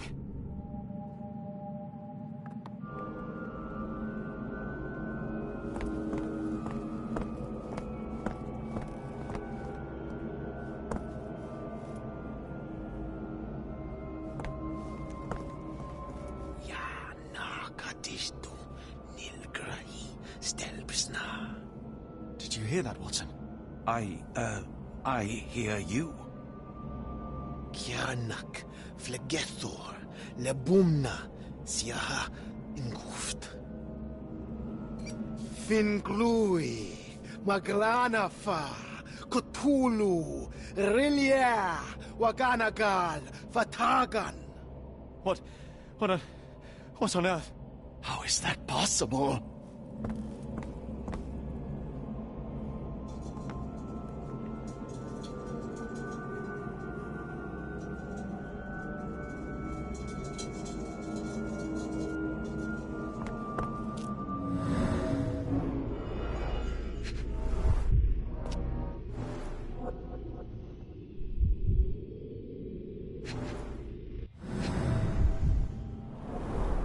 Cyanosis of the lips, marks on the neck. This man was strangled.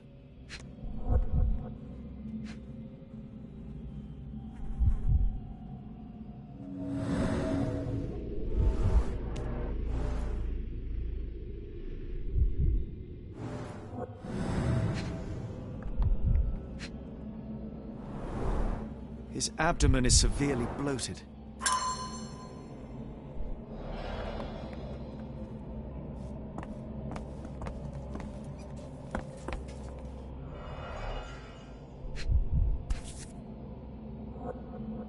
An American passport.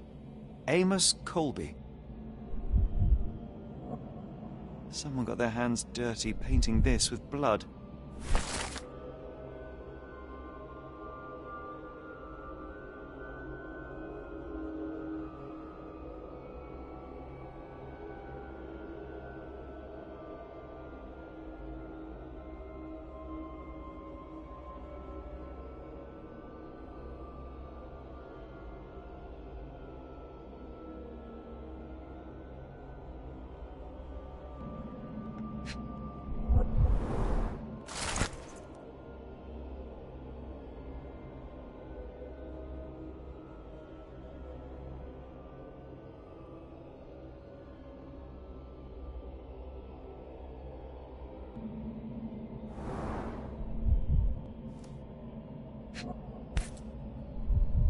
I've never seen a pattern like this before. Old bloodstains. At least 24 pendants, all identical and made of tin.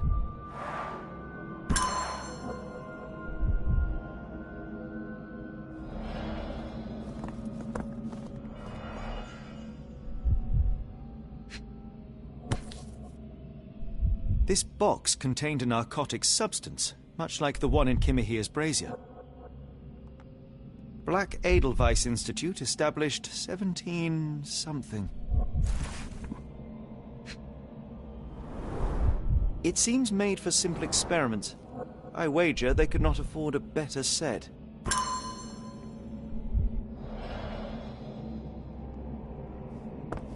I hope we are close to finding our answers. This place is unsettling.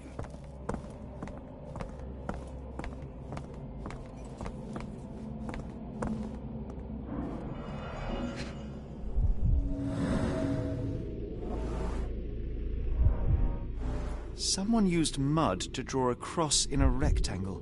Why?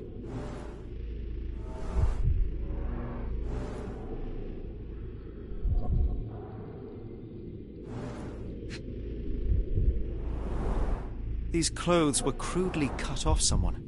An American, judging by the style.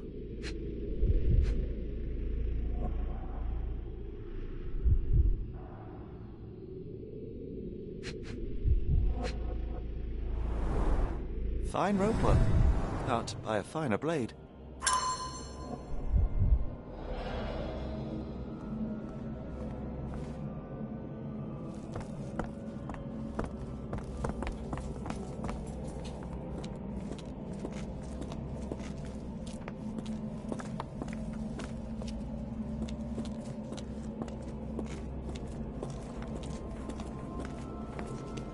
Oh, potent. This sensor has more narcotic residues. What on earth? It looks like the scribbling of madmen.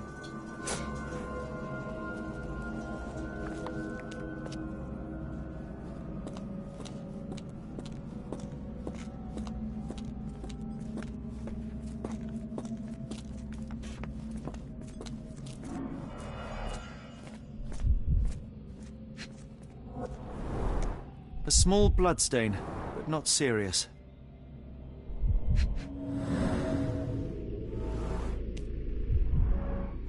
Deep scratches left in a frenzy. The strength it would take to carry this crate, let alone break it.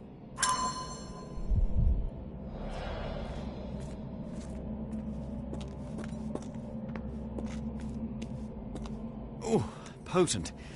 This sensor has more narcotic residues. Miserable food, mass-produced.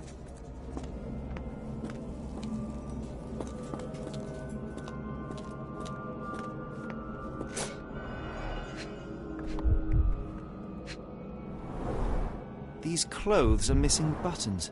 They were forcefully removed. Dumpra. A staple of lepcha men's attire in Nepal, gathered from dozens of people at the very least.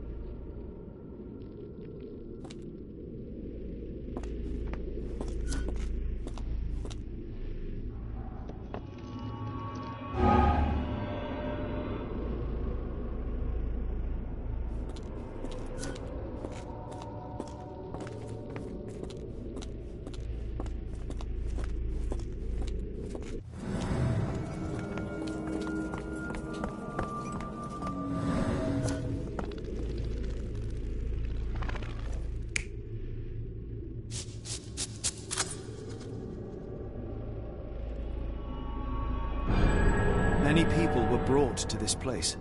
Their abductors stripped off their clothes and discarded them in a pile. The prisoners were kept in a soporific trance by the use of narcotics. A few tried to resist, but alas, in vain. After a few days, everyone was stuffed in a crate and sent elsewhere. Only one captive was left behind.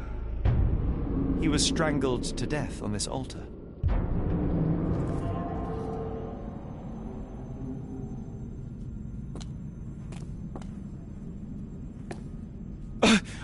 What the hell is happening, Holmes? Calm yourself.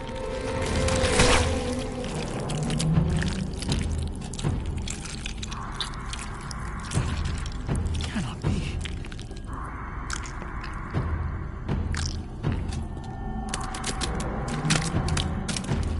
What is it? Oh my God.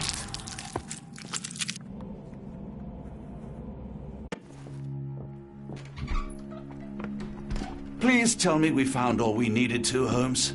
I think we found a bit more than that. Yet we have no clue as to where those people have been taken. And that's where you're wrong, Watson. We have more than enough. I just need to connect the dots. How about you pack your suitcase in the meantime, my dear fellow? Just in case.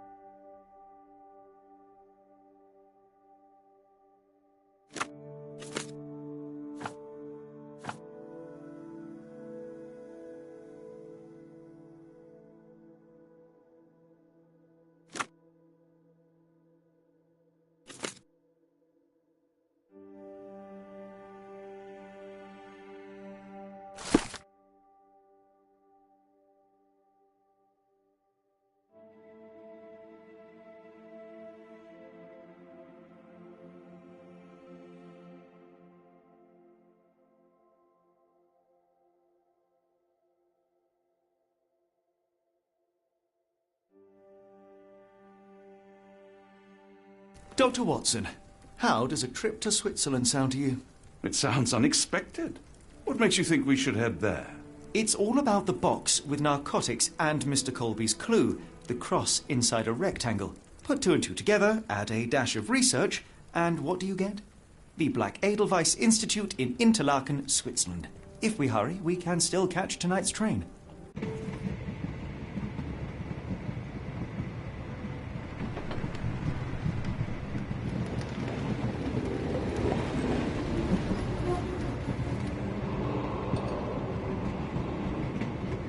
As grateful as I have been for your company, Dr. Watson, I'm afraid you shall have to investigate Edelweiss alone. Alone? Mr. Holmes, I fear you overestimate my abilities. Nonsense. You are a military man, a bastion of British courage. I'm no such thing. As a doctor, I avoided most combat, save for one dreadful day. My troop was ambushed in a village with innocents caught in the crossfire. Too many to help. The man with the rosary. He was one of them? A translator, yes. We were trapped. 6 soldiers and myself. I thought it was the end. But Lieutenant Paget refused to go quietly. The men prepared for a final stand. I rose to follow, but Paget shook his head. He told me to run. That I had other men to save. They charged, and I fled through the rear. So you see, Mr. Holmes, I am a coward. The logic seems inescapable. Yes. You, a surgeon by trade, would have been perfectly useless in that conflict. What? No. And how many men have you helped since? Ailments eased, troubles tended? No more than a handful. Truth be told, I have become somewhat of a recluse. How many people could you help with 30 years ahead of you? Dozens? Hundreds? Paget was correct. You can cease your self-recrimination. Holmes, I don't know what to say. I would start with, I am Dr. John Watson, may I look around?